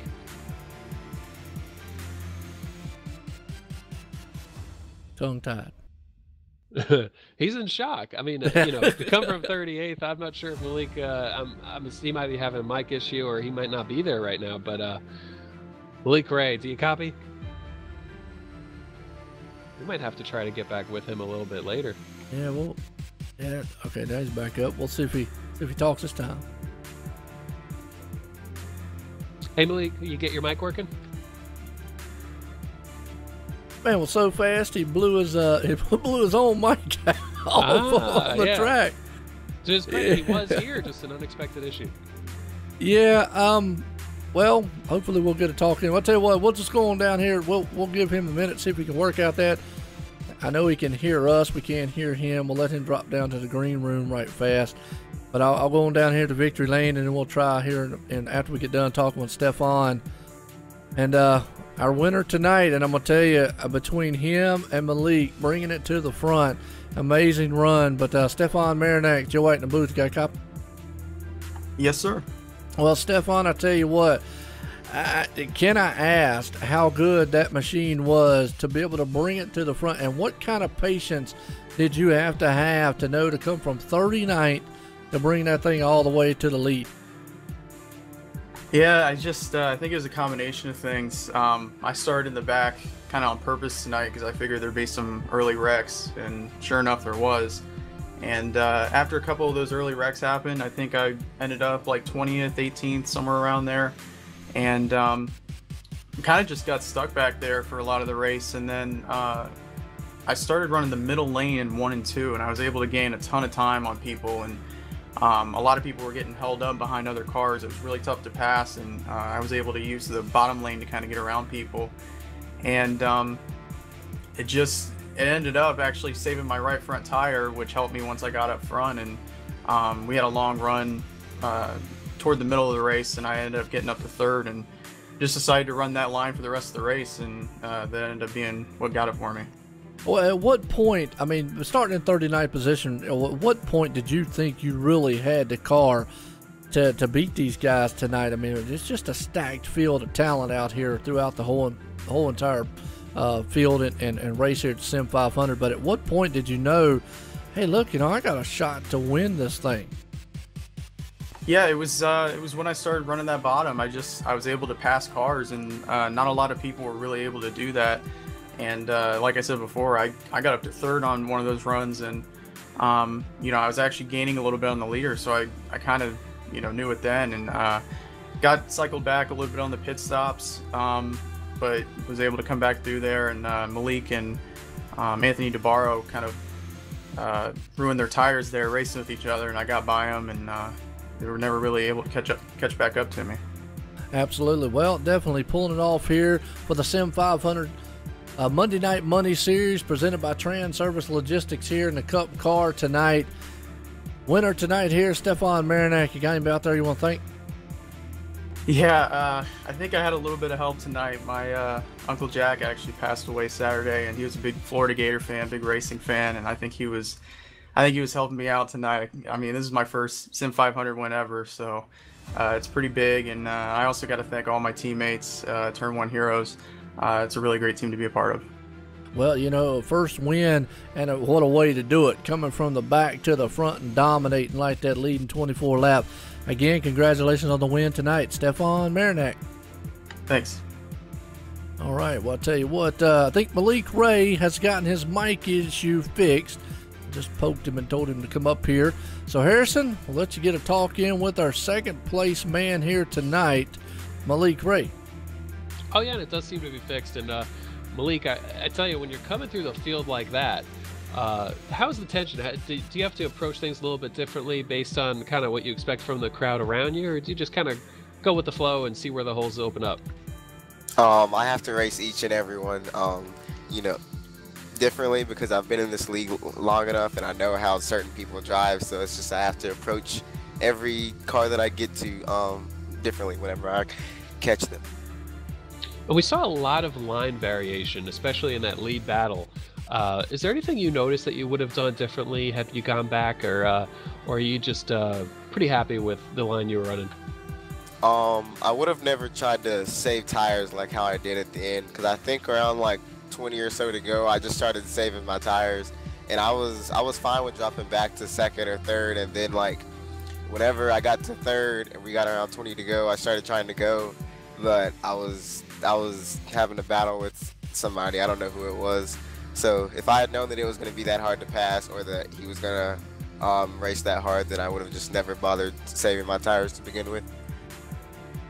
And I believe this is the first time we've seen you on the Monday Night Money Series this season. What are your season plans? Are you going to be trying to make a run at getting into the chase, or is it more of a race when you can situation? I'm gonna try to get into the chase. Like I'm gonna try to have races like how I did today, week in and week out. But that's not guaranteed. But hopefully I'll be able to make the chase after it's all said and done. Do you have any tracks circled on the calendar that you're really looking forward to? Like we're off to Phoenix next week and a string of shorter tracks.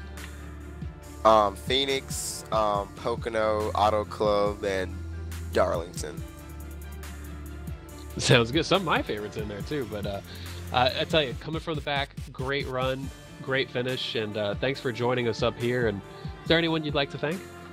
You guys for broadcasting, I really appreciate it, and Joey for making this system as to where the people that weren't able to race the first 2 races can now hopefully race in every race that people don't show up in. I appreciate that a lot. Absolutely. Thanks for joining us up here. Congrats again. All right, thank you. All right, that's Malik Ray, and I'm going to tell you what, rumbling to the front, started 38. Coming up here, man, finishing in second. The man that won it here tonight, that man right there, Stefan Marinak, starting in the 39th position and pulling it off. And Malik Ray going to be in second. Chad Cole third. Mike Kelly, that's another one, 37th up to fourth. Boy, that's some heavy hitter up front guys, hard chargers there in fourth. Greg Evans fifth. Brody Hayes in sixth. Chad Coleman, he's going to finish it up in seventh. EJ O'Rourke in eighth. And Jonathan Goodell, good run for him, then ninth. And Nicholas Cohanter, pole sitter. He does finish into the top 10s. We look to the rest of it here. I mean, just the names here, Harrison. Wow. As you see, Parker Klingerman, he ended up coming up 16th. Unfortunate. His night just didn't go the way he wanted. As some of these other drivers tonight's didn't go how they wanted it. But, hey, sometimes that's just Vegas. We go off to a race next week, and we'll see what happens there. You got any final thoughts? I just enjoy the unpredictability of tonight. A lot of changing up front, a lot of changing strategies. People who had a lot of speed early encountered some issues, and it just seemed like nothing was stable tonight, and it was pretty cool to watch and see where that led to in an exciting finish. Well, when you got your top almost 4 guys up there and 3 of the 4 are 37, 38, 39 starting positions, you're right. Stable is a good word to use, because unpredictability, and that's what Las Vegas is. It's a gambling city, and these guys gambled, patience, and it brought them good finishes here tonight. Well, folks, I tell you what, if you like the Sim500, if you love what you saw here tonight, definitely we've got the Wednesday night series starting. The simspeedshop.com Sim500 Truck Series will kick off at Daytona this Wednesday night, and it's going to be live here on OSRN, OSR Network on YouTube, Twitch, and it's, well, as of right now, if everything works out, should be on iRacing Live also. So again, come out, check out some exciting stuff as we kick out to the Super Speedway there and kick off the Truck Series here for the Sim500. And what that means, Harrison, is next week, then from then on out, every week you're going to have double the amount of Sim500 and awesome racing like we saw tonight. Yeah, I'm really looking forward to it. Maybe I'll even get to compete a little bit in the Wednesday series. That'd be cool. Absolutely, from the commentating booth to the track. Well, folks, like I said, if you like what you saw here tonight, check us out again on Wednesday night. And if you like the commentating here also, I got some dirt racing for you tomorrow night. If you like dirt track stuff, teamvlr.com on their Facebook, presented by Accelerated. Check those out, one of the big threes. And until then, we're going to leave Las Vegas here for the Sim500 Monday Night Money Series presented by Transervice Logistics. As these guys tonight, Stefan Marinak, Malik Ray, Chad Cole, your top 3 here. Well, everyone, have a good night.